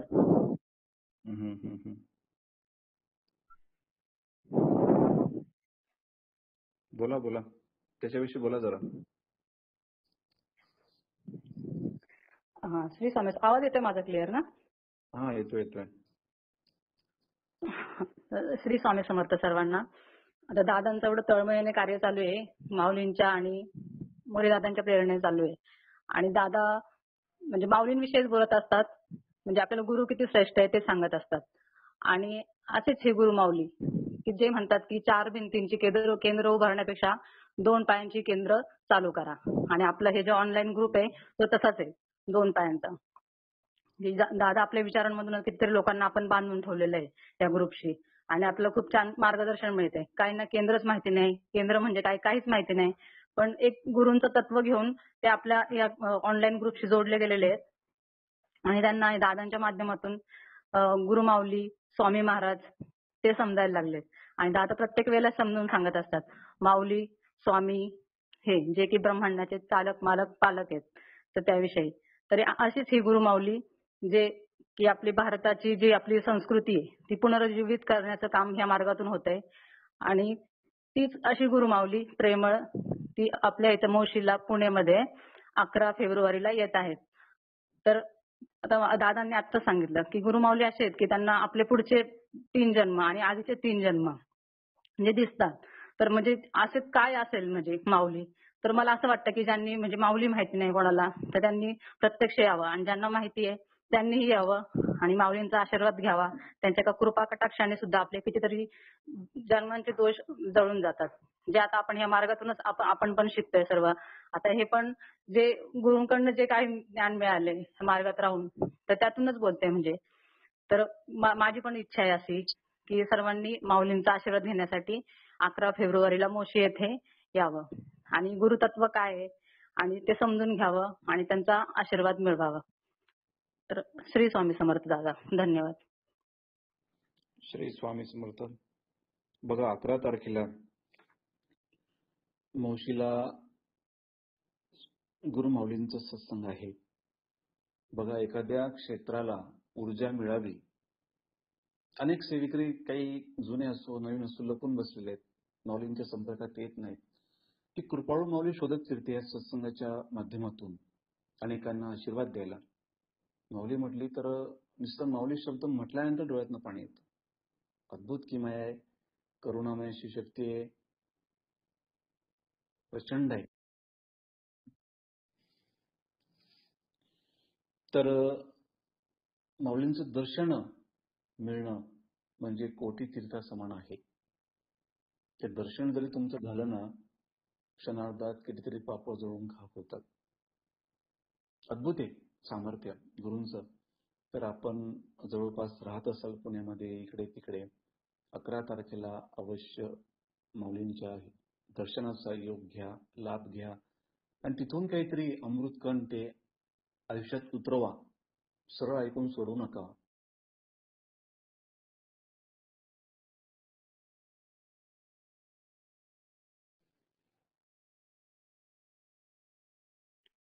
दादा आवाज येत नाहीये.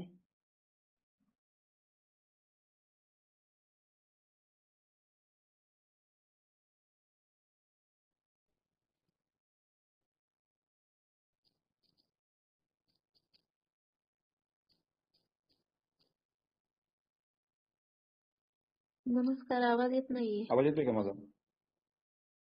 नाही दादा आवाज येत नाहीये. आता येतोय. आता हा येतोय. आता आता आला येतोय. आता येतोय आवाज? हा आता. हो हो आता येतोय. हा.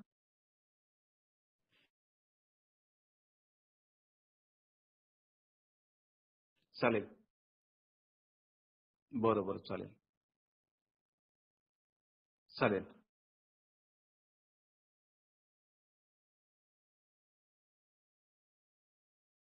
अनुभव शेअर आहे समोर.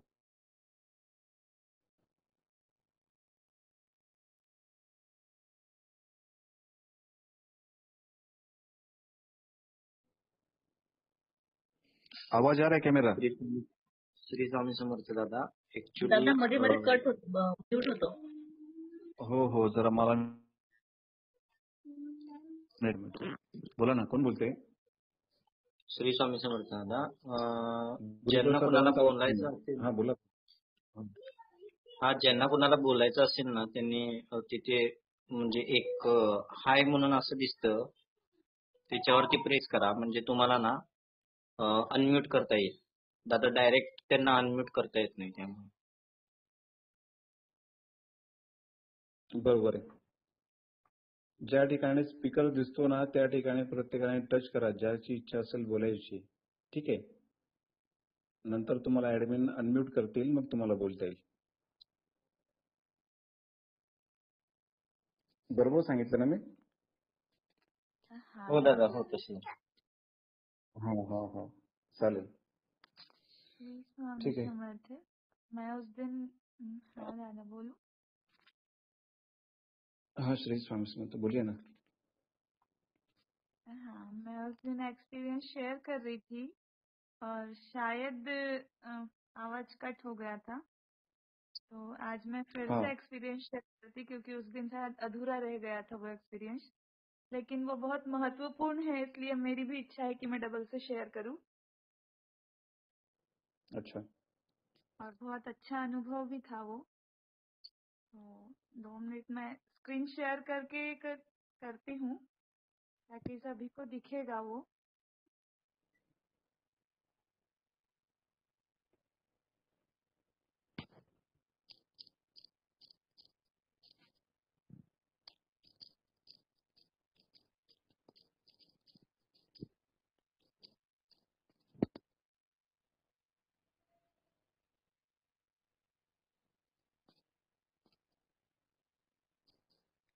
दिख रहा है ना स्क्रीन?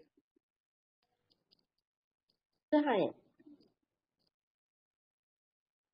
श्री स्वामी समर्थ दिख रहा है स्क्रीन क्या दादा? हाँ दिख रहा है बोलिए। हाँ, ये मेरी क्लास की स्टूडेंट है। ये दिल्ली की लड़की है और इसका नाम है विनिया कोकरा। और ये जो लड़की है इसकी रिंग, ये देखिए, ये जो रिंग दिख रही है इसमें डायमंड लगा था। ये डायमंड ही सिर्फ बहुत कीमती था, 5 लाख मतलब 5 लाख रुपए का सिर्फ डायमंड था दादा। इसकी रिंग घूम गई थी। बहुत रोती थी क्लास में आके डेली, मैम मेरी रिंग मिल जाए, मुझे मिल जाए, मैं क्या बताऊंगी घर पर।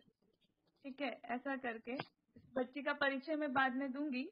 इतना रोती थी वो, और 20 दिन तक उसको मतलब कुछ भी भान नहीं हो रहा था। लेकिन वो बहुत बड़ी फैमिली से थी। जो ये बच्ची है, ये जो अपने प्रधानमंत्री नरेंद्र मोदी जी हैं, उनके पीए की भतीजी है ये। और जो सीआईडी के ऑनर हैं, उनकी भी ये भतीजी लगती है, भांजी लगती है, सॉरी, उनकी, उसके मौसा जी हैं वो।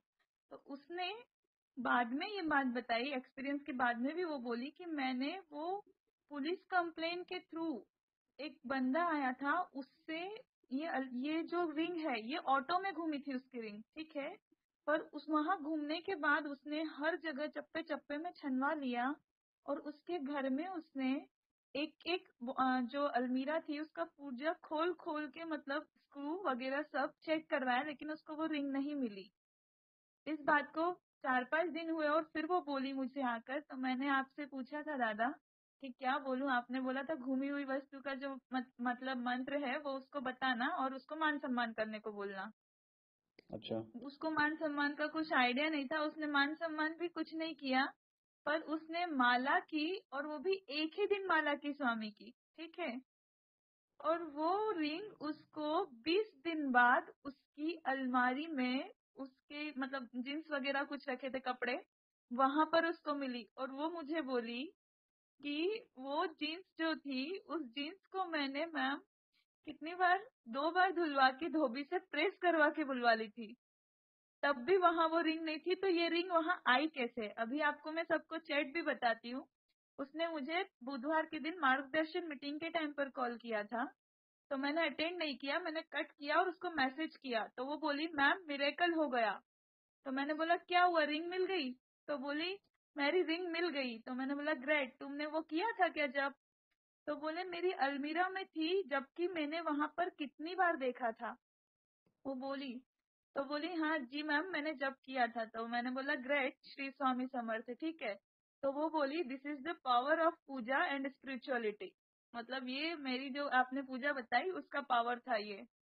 तो मैंने बोला उसको कि मेरी मीटिंग चालू ही है, मैं सब तो वो बोलती है श्री स्वामी समर्थ, मैं सबसे पहले आपको ही कॉल करी बोले। तो मैंने बोला मैं बताती हूँ मेरे गुरुवर को अभी। तो बोली थैंक यू मैम।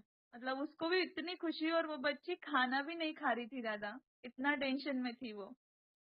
फिर ये सब हो गया उसको, फिर मैंने बोला कि ठीक है टेंशन फ्री हो जाओ अब।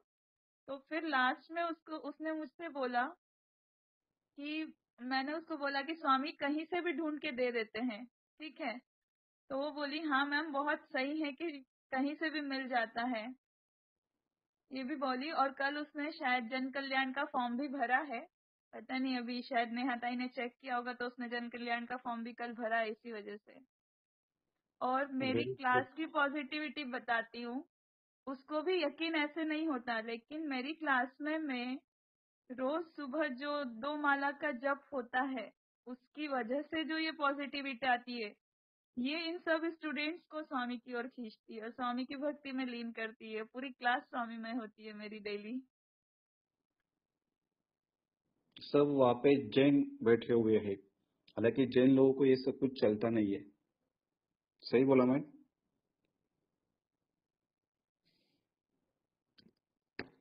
आवाज आ रहा है क्या मेरा? आवाज येतोय माझा? हो दादा आवाज येतोय. हा दादा येतोय. या अभिरुचिताईंचं जे सीईओ आहेत, जैन आहेत, सर्वच त्या ठिकाणी जैन लोक भरलेले आहेत, तर त्यांना या गोष्टी मान्यच नाहीत. पण अभिरुचिताईंची क्षमता एवढी आहे की त्या ठिकाणी क्लास चालू होताना ते 2 माळी श्री स्वामी समर्थ महाराजांच्या अगदी शांततेमध्ये घेतात आणि त्यांच्या कामाला सुरुवात करतात. तर त्यांच्या क्लासची पॉझिटिव्हिटी एवढी वाढलेली असते आणि तो दिवस सगळा स्वामींचा असतो. त्या ठिकाणी अशक्यही शक्य कामं करून घेतली जातात. मगाशी ह्या ताईंचा अनुभव असा आहे की त्यांची रिंग ही ऑटोमध्ये हरवली होती. घरात विषय सापडण्याचा नव्हताच मुळात. ऑटोत रिंग हरवली होती. क्या अभिरुची ताई बराबर बोला मैं? हाँ दादा, ऑटो में गिरी, आवाज वो कट बोली होतोय ना, दादा, आवाज कट होतोय. पता है कि ऑटो में गिरी है। हाँ हाँ वो क्लियर बोली कि मेरी ऑटो में ही रिंग गिरी है और अब मुझे मिलेगी नहीं, बोले मुझे ऐसा ही लग रहा है। और उसको मैंने बोला कि नहीं करो, ठीक है, अगर मिलना होगी स्वामी महाराज, अगर तुम्हारी रिंग है तो वो कहीं से भी तुम्हारे पास आ जाएगी। मैंने उसको उसी टाइम बोल दिया था। और जब उसको आई तो वो रात में 11 बजे सबसे पहले मुझे ही फोन की। देखो, स्वामी की लीला अगाध आहे. तर गुरु गुरु असतात, अद्भुत सामर्थ्य असतं आणि माध्यमातून ज्यावेळेस या ऑनलाईन मार्गदर्शन मीटिंग चालू असतात तर स्वामी अतिशय जागृत अवस्थेमध्ये असतात. तुमच्या आठवड्याभरातनं ज्या काही सेवा चालू असतात त्या कमी अधिक या ठिकाणी क्षम्य केल्या जातात. सेवेला फलप्राप्ती देणारं हे माध्यम आहे. मीटिंग म्हणजे थाडकन उडून देणारं माध्यम आहे. या मीटिंगच्या माध्यमातून तुमच्या डोळ्यासमोर जर तुम्ही तन मन धनाने मीटिंग ऐकली, स्वामींची आकृती तयार होते, स्वामींचे दर्शन मिळतील. जशी त्याची योग्यता तसं दर्शन मिळेल. अद्भुत लाभ होतील. त्यासाठी कुठल्याही प्रकारच्या शंका मनात न घेता आपण या मीटिंग अटेंड करा. हे विषय नसून हा गुरूंचा प्रकाश वाटा आहे. इथून तुम्हाला प्रकाश दिला जाईल, महाअनुभव दिला जाईल. धन्यवाद. अजून कोणाला काही अनुभव शेअर करायचा आहे? नमस्कार दादा, मला एक शंका विचारायची होती आध्यात्मिक, म्हणजे असं विचारू शकते का मी? अवश्य. नाव सांगा आधी आपलं. हा नमस्कार. श्री स्वामी समर्थ चरणी माझ्या अनंत कोटी भावपूर्ण नमस्कार. आणि या मार्गदर्शन मीटिंग मध्ये उपस्थित असणारे सर्व साधक त्यांना पण माझा भावपूर्ण नमस्कार. म्हणजे मला असं विचारायचं होतं दादा की आता मी शारीरिक दृष्ट्या अपंग आहे. म्हणजे मी ना असं आता तुम्ही सांगितलं ना की ग्रामदैवतांचा सन्मान करा किंवा जे अपेक्षित आपण मंदिरामध्ये जायचं असतं, दत्त मंदिर असेल किंवा स्वामी समर्थांना, म्हणजे आता अक्कलकोटला तर मला खूप वेळा असं यावं असं वाटतं. मग सूक्ष्मातून आपण अशी प्रार्थना करू शकतो ना, मानस पूजा म्हणतात ती, की बाबा म्हणजे मी आता म्हणजे असं एक 5 मिनिट असं स्थिर बसून स्वामी समर्थांना समोर आणायचं आणि भावपूर्ण, म्हणजे आता म्हणजे आपण आपल्याला जे पाहिजे ते आपण त्याला असं अर्पण करू शकत नाही ना. मग भावपूर्ण 108 सोन चाफ्याची फुलं किंवा असा खोडाचा नैवेद्य वगैरे असं सूक्ष्मातून आपण असं अर्पण करू शकतो का दादा? म्हणजे भावपूर्ण अगदी स्वामी चरणी एकरूप होऊन, म्हणजे या आता मी स्वामी समर्थांच्या चरणी आहे, आता मी आता बोलते ना, तर मला तसेच म्हणजे माझ्या आतमध्ये तसेच भाव जागृत झालेले आहेत की मी आता अक्कलकोटच्याच मंदिरात आहे, स्वामी समर्थांच्या चरणांच्या जवळ आहे. तर असं सूक्ष्मातून होऊ शकतं ना दादा, हे विचारायचं होतं. अवश्य. त्यातनं एक तुम्हाला मी भावाचं एक उदाहरण म्हणून सांगतो. एक म्हातारीचं उदाहरण आहे. तिचा श्रीकृष्णांवरती एवढा अनन्य भाव होता. कुठलंही काम करत असताना श्रीकृष्णार्पणमस्तु, चांगलं असो वाईट असो कळायचंच नाही, श्रीकृष्णार्पणमस्तु, ते भाव तिचे एवढे जबरदस्त होते. जेव्हा घरामध्ये ती शेण सारवत असायची आणि जे सारलेलं शेणामधला जो भाग उरलेला असायचा तो हातात धरून जेव्हा ते कुंडीत किंवा ज्या ठिकाणी टाकायचं म्हणत असली तर ती श्रीकृष्णार्पणमस्तु म्हणत होती. ते शेण सरळ उडून समोर असलेल्या कृष्णाच्या चरणावर पडत होतं. तो पुजारी सारखा तिला शिव्या घालायचा. ती बोलते, म्हातारे कळतच नाही, शेण सुद्धा श्रीकृष्णार्पणमस्तु, आणि ते नकळत उडून सगळं श्रीकृष्णाच्या चरणावर पडायचं. हा असलेला भक्तीचा मानसिक भाव. त्याच पद्धतीचा तुमचा भाव. तुमच्या साधनेमध्ये जर वारंवार वाईट विचार येत असतील, सरळ सर्व विचार श्रीकृष्ण अर्पणमस्तु, श्री स्वामी समर्थ अर्पणात्मस्तु करून टाका. किती वेळ ते मन वाईट विचार करेल आणि किती करेल ते सगळं अर्पणात्मस्तु महाराजांना करून टाका.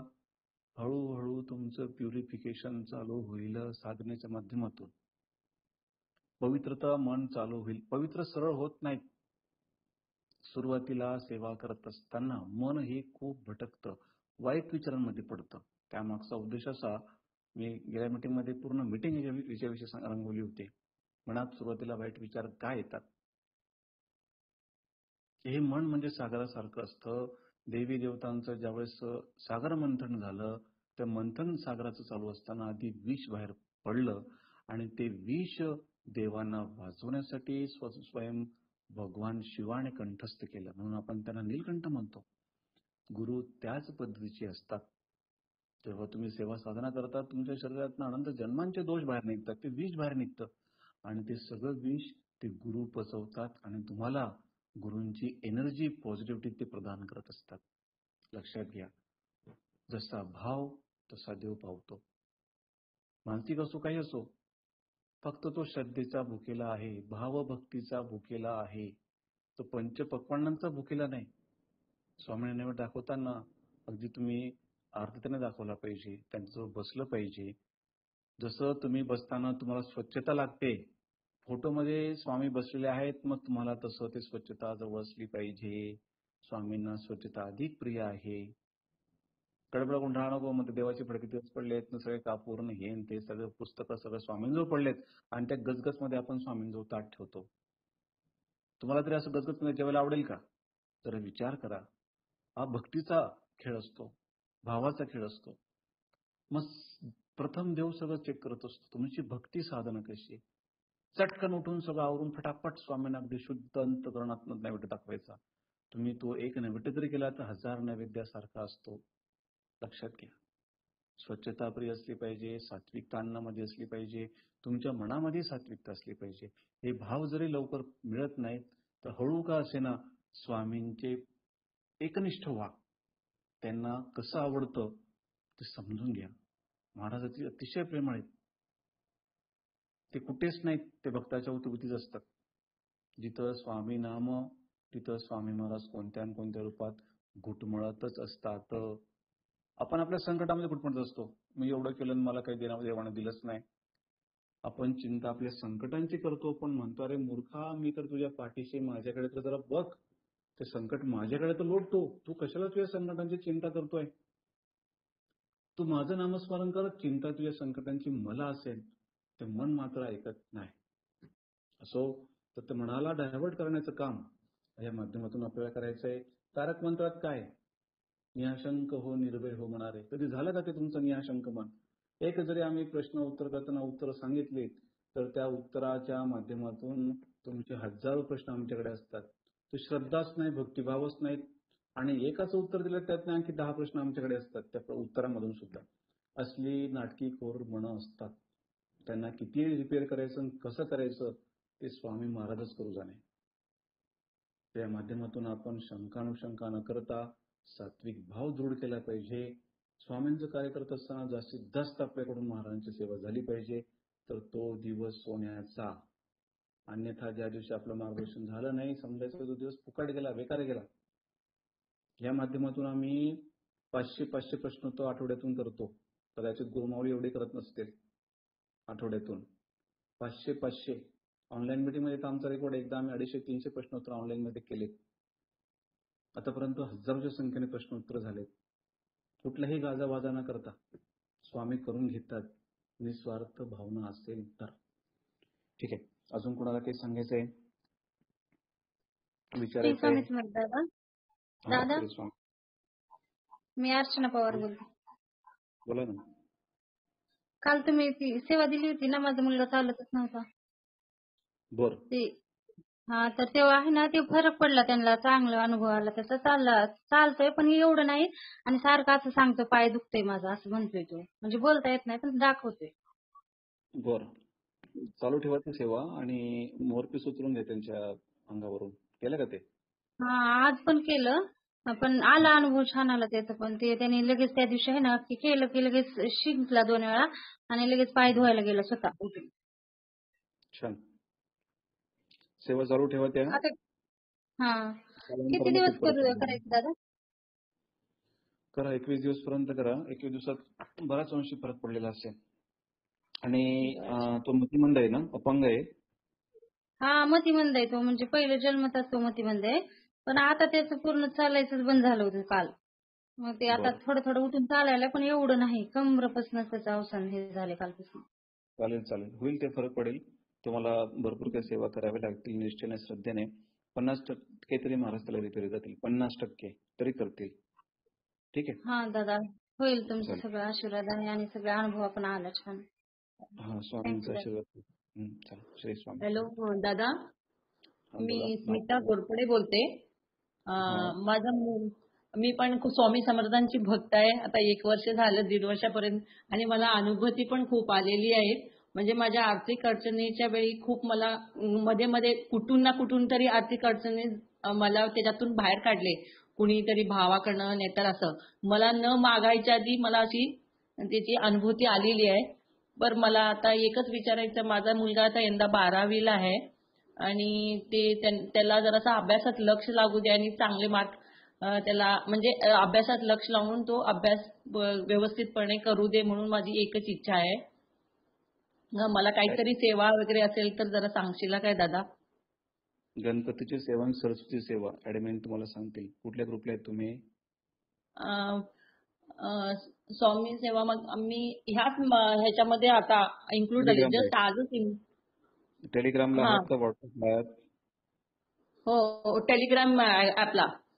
ठीक आहे. ऍडमिनला तुम्ही का नाही तुमचं नाव सांगा आणि प्रश्न मार्गदर्शन मधून गणपतीची सेवा, आपटेची पाण्याची सेवा आणि सरस्वती हा. सेवा मागून घ्या. त्या पद्धतीने करा. अद्भुत लाभ हा. होतील. गणपतीचा मान सन्मान करा सोबत. ठीक आहे? ओके ओके, नमस्कार. हा, श्री स्वामी समर्थ. धन्यवाद. चालेल. स्वामी समर्थ दादा. हा, श्री स्वामी समर्थ. बोला. हा, नलिनी बडगुजर बोलते दादा. मी कुठून बोलतो आपण? मी सुदुंबरेवरनं बोलते दादा. कुठे आलंय? देवगाव, पुण्यातनं. बर, बोला. हो. हा दादा, ते मुलीचे ना असं मुळासकट केस गळतात तिचे. बर. कोरफड लावा. कोरफड आणि कृष्ण कुंतल तेल म्हणून मिळतं, ते घ्या. लावा. ते त्याच्याने प्रचंड अनुभव येतो. ते 80 रोगांवरती तेल आहे, कृष्ण कुंतल म्हणून. केसांवरती रामबाण औषध आणि कोरफड लावा. ठीक आहे? हो दादा. हो, आणि ते माहेरचा गणपती लग्नातला आलेला तो चालतो का दादा? पूजेला चालत नाहीत माहेरचे कुठलेही गणपती. बाळकृष्ण असो, दोन देवीच्या मूर्ती असो, तो लग्नात मिळालेलं असताना ते माहेरचं आपण पूजेला ठेवू नये. जर पूजेला ठेवलं तर त्या माहेरच्या लोकांचा आपल्या केलेल्या सेवेचं पुण्य मिळतं. मग तिकडे त्यांच्या शेतांमध्ये उत्पन्न चांगलं येतं. बाकी कुठे का ते तुमच्या सेवा सगळं तिकडे आईकडे जावेत, तुम्ही ठेवू शकता. आईच्या खर्च आहे तो लग्नातला. हा, मग त्यांना काय करायचं, विसर्जन पण नाही करायचं. एक पांढरं कापड घ्या, त्याच्यामध्ये तांदूळ टाका, गणपतीमध्ये सुपारी ठेवा. ठीक आहे? ठीक आहे. आणि त्याला त्या सगळ्या त्या मूर्त्या ज्या आहेत धुवून ठेवून स्वच्छ त्यांची पूजा करून त्यांना ते एका विशिष्ट ठिकाणी बांधून ठेवा. ठीक आहे? हो दादा. हो, श्रीयंत्र कधी घ्यायचं दादा? असं मुहूर्त वगैरे काय राहतं का त्याला पंचांगानुसार? कधी घेऊ शकतो. शुक्रवारी सेवा करायची. ठीक आहे? बाकीच्या जे काही गोष्टी आहेत ना ऍडमिनला विचारायच्या आमच्या, ते सगळं त्यांना विचारायचं. श्री स्वामी समर्थ दादा. हॅलो दादा, हा, श्री आवाज येतो माझा? हा दादा, मी दीप्ती गायकवाड बोलते, मुंबईवरून, दादरवरून. बोला. तर सकाळी माझी सेवा वगैरे झाली आणि मी अशी किचन मध्ये गेली, दूध ठेवलं एक साईडला, चहा ठेवला आणि असं पाहायला माझं काहीतरी लागलं. बघितलं तर पाल होती दादा, पण ती पाल, डोळे उघडे होते पण ती मला वाटतं अशी एकदम स्तब्धच झालेली. मी एवढी घाबरली ना पाल बघून. असं मागच्या शनिवारी पण असंच झालं. बाथरूम मध्ये पाल होती, मला एवढी भीती वाटली ना. असं म्हणजे पाल जवळून बघितलं कसं तरी वाटतंय ना. मला आज दिवसभर रुकरुक लागले, असं का झालं. मग ती पाल मी ना सुपडीमध्ये घेऊन बाहेर टाकले दादा. असं मला नुसती भीती वाटते आज. काय मेलेली म्हणजे ती हालतच नव्हती, पण डोळे उघडे होते, तिचे हालतच नव्हती. ठीक आहे, काय हरकत नाही. आपल्या रात्रीच्या ज्या सेवा असतात ना, विष्णू सहस्रनाम, रामरक्ष आणि स्वामींच्या अकरामाळी, कळत नकळत काही जीवांच्या हत्या झाल्या असतील, आपल्याकडनं दोषयुक्त वागले गेले असेल, किंवा याच्यापेक्षा भयंकर दोष आपल्याकडनं दिवसभरातनं झाले असतील. ह्या तुमचा दोष नाही, याच्यापेक्षा मोठे मोठे दोष होतात. मग कोणाची हत्या झाली असेल, माणसाची असो, ब्राह्मणाची असो, गुरूंची असो, गायची असो, एवढ्या मोठ्या हत्या तुमच्या जर रोजच्या वाचनामध्ये रात्री झोपण्याच्या आधी विष्णू सहस्रनाम असेल तर त्या जे काही दोष असतात ते चित्रगुप्त नष्ट करून टाकतात. रात्रीची आपली ऑनलाईन सेवा विष्णू सहस्रनाम रामरक्षा स्वामींची 11 माळी दिवसभरात सगळे दोष मुक्त करण्याच्या सेवा आहेत. त्या सेवेमध्ये सहभागी व्हा. अद्भुत नाही ज्ञान मिळेल. चालूच आहे दादा माझं. हा मी असते ना नेहमी असते मी. छान. असणं आणि ते करणं खूप महत्वाचं. आम्ही जप कसा करतो ते भरपूर वेळेस सांगितलंय. मीटिंगच्या माध्यमातून तुमचं आयुष्य सगळ्यांचं बदलणार आहे. जर तुम्ही प्रत्येक मीटिंग व्यवस्थित ऐकल्यात ना तुमच्या आयुष्यामध्ये नवं चैतन्य आल्याशिवाय राहणार नाही. ठीक आहे धन्यवाद. दादा. श्री स्वामी. श्री स्वामी. बोला. चालेल. श्री स्वामी समर्थ दादा. श्री स्वामी समर्थ. मी वैष्णवी चव्हाण. म्हणजे माझी दुसरीच मीटिंग आहे. मी पहिल्या मीटिंगला बोलली होती. तर तुम्ही कुलदेवी बद्दल सांगितलं होतं की कुलदेवीची स्थापना आपल्या घरात असायला हवी असं. तर हे आईला 2 वर्षापूर्वीच केंद्रात ताई आल्या होत्या. त्यांनी सांगितलं की तुम्ही कुलदेवीची स्थापना करा. तेव्हापासून टाक आणले आम्ही. पुन्हा स्थापनाच होत नव्हती घरात. टाक जसंच्या तसं होता ठेवलेला पण स्थापनाच होत नव्हती. त्या दिवशी तुम्ही सांगितलं आणि दुसऱ्या दिवशी गुरुवार होता. तर अचानक मी उठली की म्हणजे डायरेक्ट बसलीत आणि स्थापना झाली घरात. म्हणजे मीटिंगला जॉईन झाल्यापासून सुद्धा खूप सारे बदल जाणवत आहेत असं. आणि मी काल प्रश्न टाकलेला मला आज उत्तरही मिळालं. तर त्याप्रमाणे उद्यापासून सेवा सुरू करणार आहे. अवश्य. स्वामींचा आशीर्वाद असतो तो. सेवा चालू करा. अनुभव तुमच्या जवळ असेल. ठीक आहे. हो. धन्यवाद. ते काही सेवा ऍडमिन त्या ताईंना विचारायचं का मग? हो. तुम्हाला सेवा ज्या समजल्या नाहीत ऍडमिनला व्यवस्थित मेसेज करायचा, कधी कॉल करून विचारायचा आणि त्यांना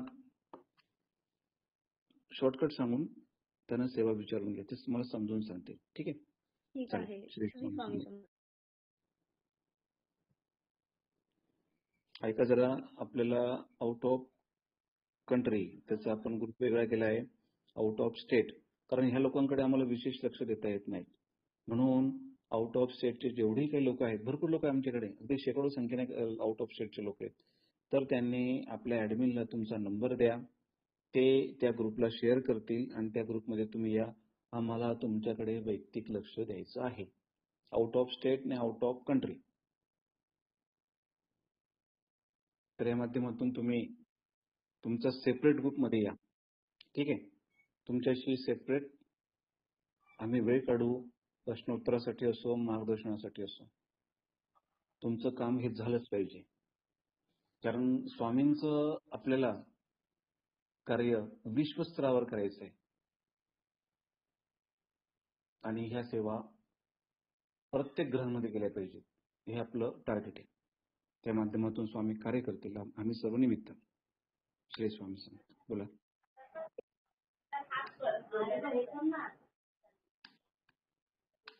चालेल. कोणाला विचारायचंय का आपण मीटिंग संपू या ठिकाणी? अनुराधा म्हणून बोलताय. श्री स्वामी समर्थ दादा. मी आता हे चालू केलं सेवा ते खूप छान. आम्ही घर बसल्या ऐकतो आणि कधी एकदा 10 वाजतायत आणि सुरू होतं असं होतं आणि नकळत घरातले आहेत त्यांच्या कानावर मंत्र पडतायत आणि तुमचं मार्गदर्शन ऐकत राहावंसं वाटतंय. आणि खरं म्हणजे हीच मी प्रचिती म्हणते स्वामींची की आम्ही घर बसल्या हे सगळं करतो ऐकतो. आणखी आम्हाला आणखी काय मिळणार असं हेच सांगायचं होतं मला. श्री स्वामी समर्थ. अशीच तुम्ही श्रद्धा ठेवा. ते तुम्हाला सर्व काही मिळून गेलेलं असेल. मागण्याची गरजच पडणार नाही. महाराज कल्पतरू आहेत. सर्व मिळेल तुम्हाला. अगदी घर बसल्या मिळेल. धन्यवाद. श्री स्वामी समर्थ दादा. श्री स्वामी समर्थ. बोला. श्री स्वामी समर्थ. नाही नाव सांगा. येतोय आवाज मला.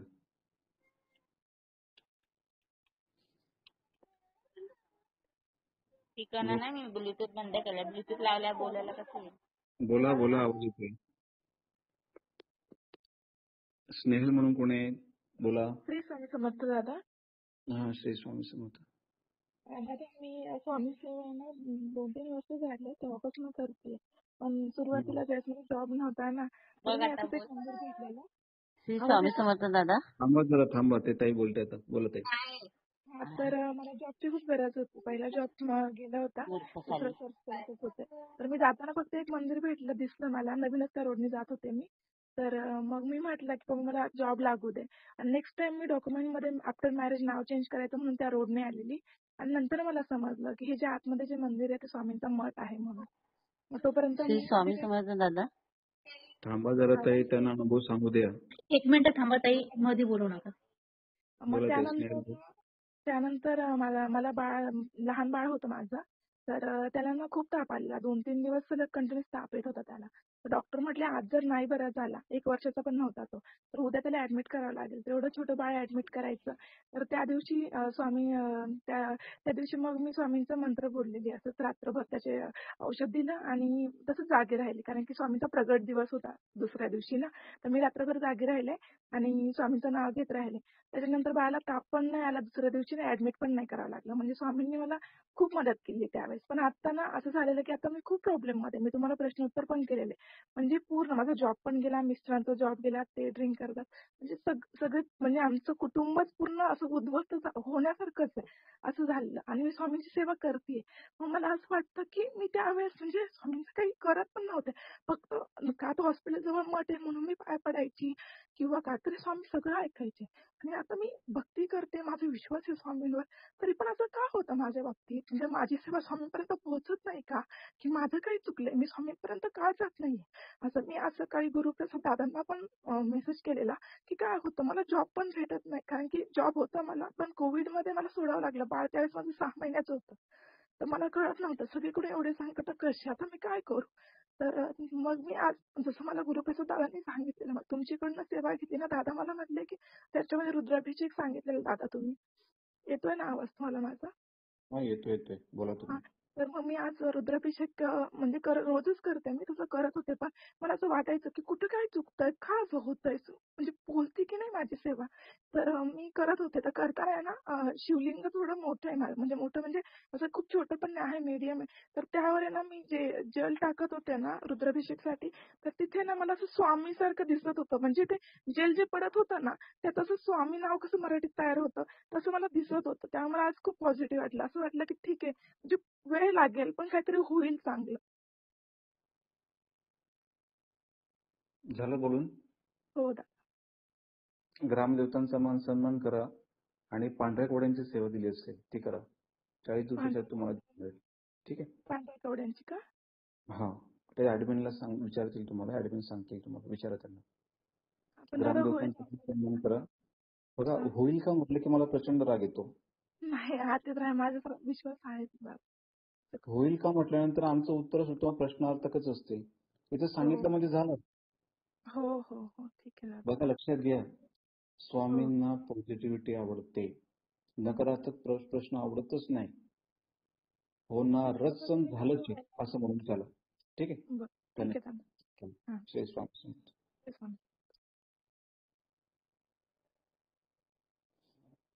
चालेल, 2 मिनिटं बाकी आहेत. अजून कोणाला बोलायचं असेल तर चान्स आहे. 11 वाजता आपली मीटिंग संपेल. दादा श्री स्वामी समर्थ. मला थोडं सेवेकरांसोबत बोलायचं आहे. बोलू का? रुपाली बोलते मी. हा, बोला. श्री स्वामी समर्थ.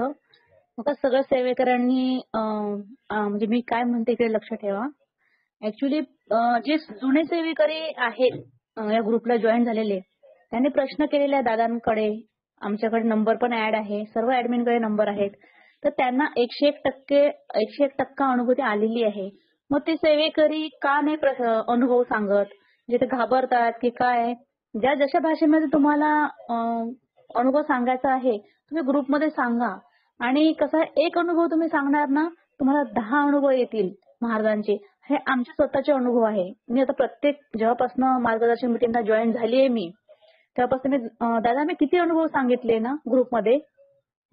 तर खूप मी अनुभव सांगितले. तर मला अनुभव येतोच. तर तुमच्या मनामध्ये जी काही भीती असेल ना, ही केंद्रामध्ये पण आता मी बघतो की म्हणजे सेवेकरी भेटतात. हे सॉरी म्हणजे बाहेर पण आमचे, मी ज्या मीटिंग मध्ये जॉईन केलेले आहे ते सेवेकरी मला बोलतात की ताई आम्हाला भीती वाटते की एक अनुभव सांगला तर अनुभव येत नाही. तर हे निगेटिव्ह विचार काढून टाका तुम्ही एक अनुभव सांगणार तर तुम्हाला 10 अनुभव येणारच. आम्ही तुम्हाला सांगतोय हे तर तुम्ही सेवेकरांनी अनुभव सांगत चला. आता बघा याला पण नवीन सेवेकरी जॉईन झालेले आहेत, त्यांचा पण कॉन्फिडन्स वाढेल की चला येतोय म्हणून नवीन अनुभव आणि येतोच अनुभव. तर सेवेकरांना हेच विनंती आहे की अनुभव मीटिंग मध्ये सांगत चला, बोलत चला. तुम्हाला म्हणजे आता बघा दादा किती मार्गदर्शन करतात, दादांचं हेच असतं की तुम्ही बोला, हे करा, बोलायचं, अनुभव सांगत चला, तुमचा कॉन्फिडन्स वाढेल.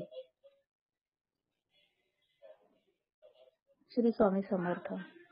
सांगा अनुभव कोणाला सांगायचा असेल तर. त्यासाठी मी एक स्वतंत्र मीटिंग घेतली. अनुभव लोक का शेअर करत नाही आणि अनुभव शेअर केल्यानंतर महाराज तथास्तु म्हणतात. जसं तुमच्या मनात श्रद्धा असेल तशी तुम्ही म्हटला तर अनुभव जर शेअर केला तर मला पुढच्या वेळेस अनुभव येणार नाही, तथास्तु सांगूच नका. पण तुम्ही ज्यावेळेस म्हणाल की मी अनुभव शेअर करेल तर मला भरपूर अनुभव येतील, तथास्तु. जसं मनाचा भाव तसा देव पावतो. काही हरकत नाही. धन्यवाद. चालेल. हॅलो हॅलो येतोय आवाज? बोला. हॅलो दादा. येतोय आवाज? हा, मी रमाकांत आत्रेकर बोलतोय. हा, बोला ना. हा दादा, आमचे गावी आम्ही विहीर खोदली आणि तिला जवळजवळ 3 ते 4 लाख रुपये आम्ही बांधून वगैरे घेतली, खर्च केला. पण अचानक ना पाणी गढूळ झालं तिथं. तर काय प्रॉब्लेम वगैरे आहे काय त्याचा? पहिलं पाणी चांगलं होतं, नंतर अचानक एकदम गढूळ झालं. दिशा कुठली? दिशा उत्तर पूर्व पश्चिमच आहे. अहो, तुमच्या शेतामध्ये त्या विहिरीची दिशा कुठली आहे? शेतात दिशा कशी ओळखणार? शेताचा जो मध्यभाग आहे, मध्यभागावर तुम्ही पॉइंटर धरा, तिथून तुम्हाला समजेल की दिशा तुम्हाला उत्तर सापडेल, उत्तरानंतर दक्षिण सापडेल. त्यानंतर तो विहीर कुठल्या कोपऱ्याला आहे ते मला सांगा. हा हा, समजलं का? हो. होका यंत्र ठेवून ना कुठच्या दिशेला आहे ती विहीर सांगायची तुम्हाला. हो हो. जर पश्चिमेकडे असेल तर मग ती त्रासदायक असेल. ठीक आहे. ईशान्येकडे असेल तर मग चांगलं येते. त्यातनं झरे तुम्हाला अवश्य येतील. किती खोल केले तिला? 15-16 फूट आहे खोल. 15-16 फूट आहे. आणि मग अशी पाणी चांगलं आलं ना, आता काय गढूळ झालं असं म्हणतात का? हो, गढूळ झालं पाणी. ठीक आहे. एक 36 स्तवनात पाठ करा आणि ती रक्षा पाण्यात टाका. ठीक आहे. चालेल. जवळच्या लोकांनी सहन झालं नाही तुमच्या विरुद्ध पाणी आलं ते. चालेल. हा, स्वामी समर्थ. तुमचं नाव काय म्हटलंय? रमाकांत आचरेकर. रमाकांत आचरेकर. अच्छा अच्छा. ते सचिन तेंडुलकरांचे गुरु आहेत ते रमाकांत आचरेकर. मी 2 महिना झाले तुमच्या मीटिंग वगैरे अटेंड करतो. हो हो हो. छान. ओके. धन्यवाद. स्वामी समर्थ. श्री स्वामी समर्थ. चालेल. घ्या, प्रार्थना घ्या.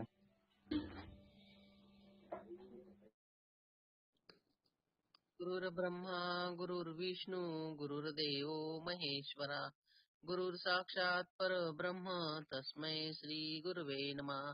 श्री स्वामी समर्थ महाराज की जय. श्री गुरुदेव दत्त.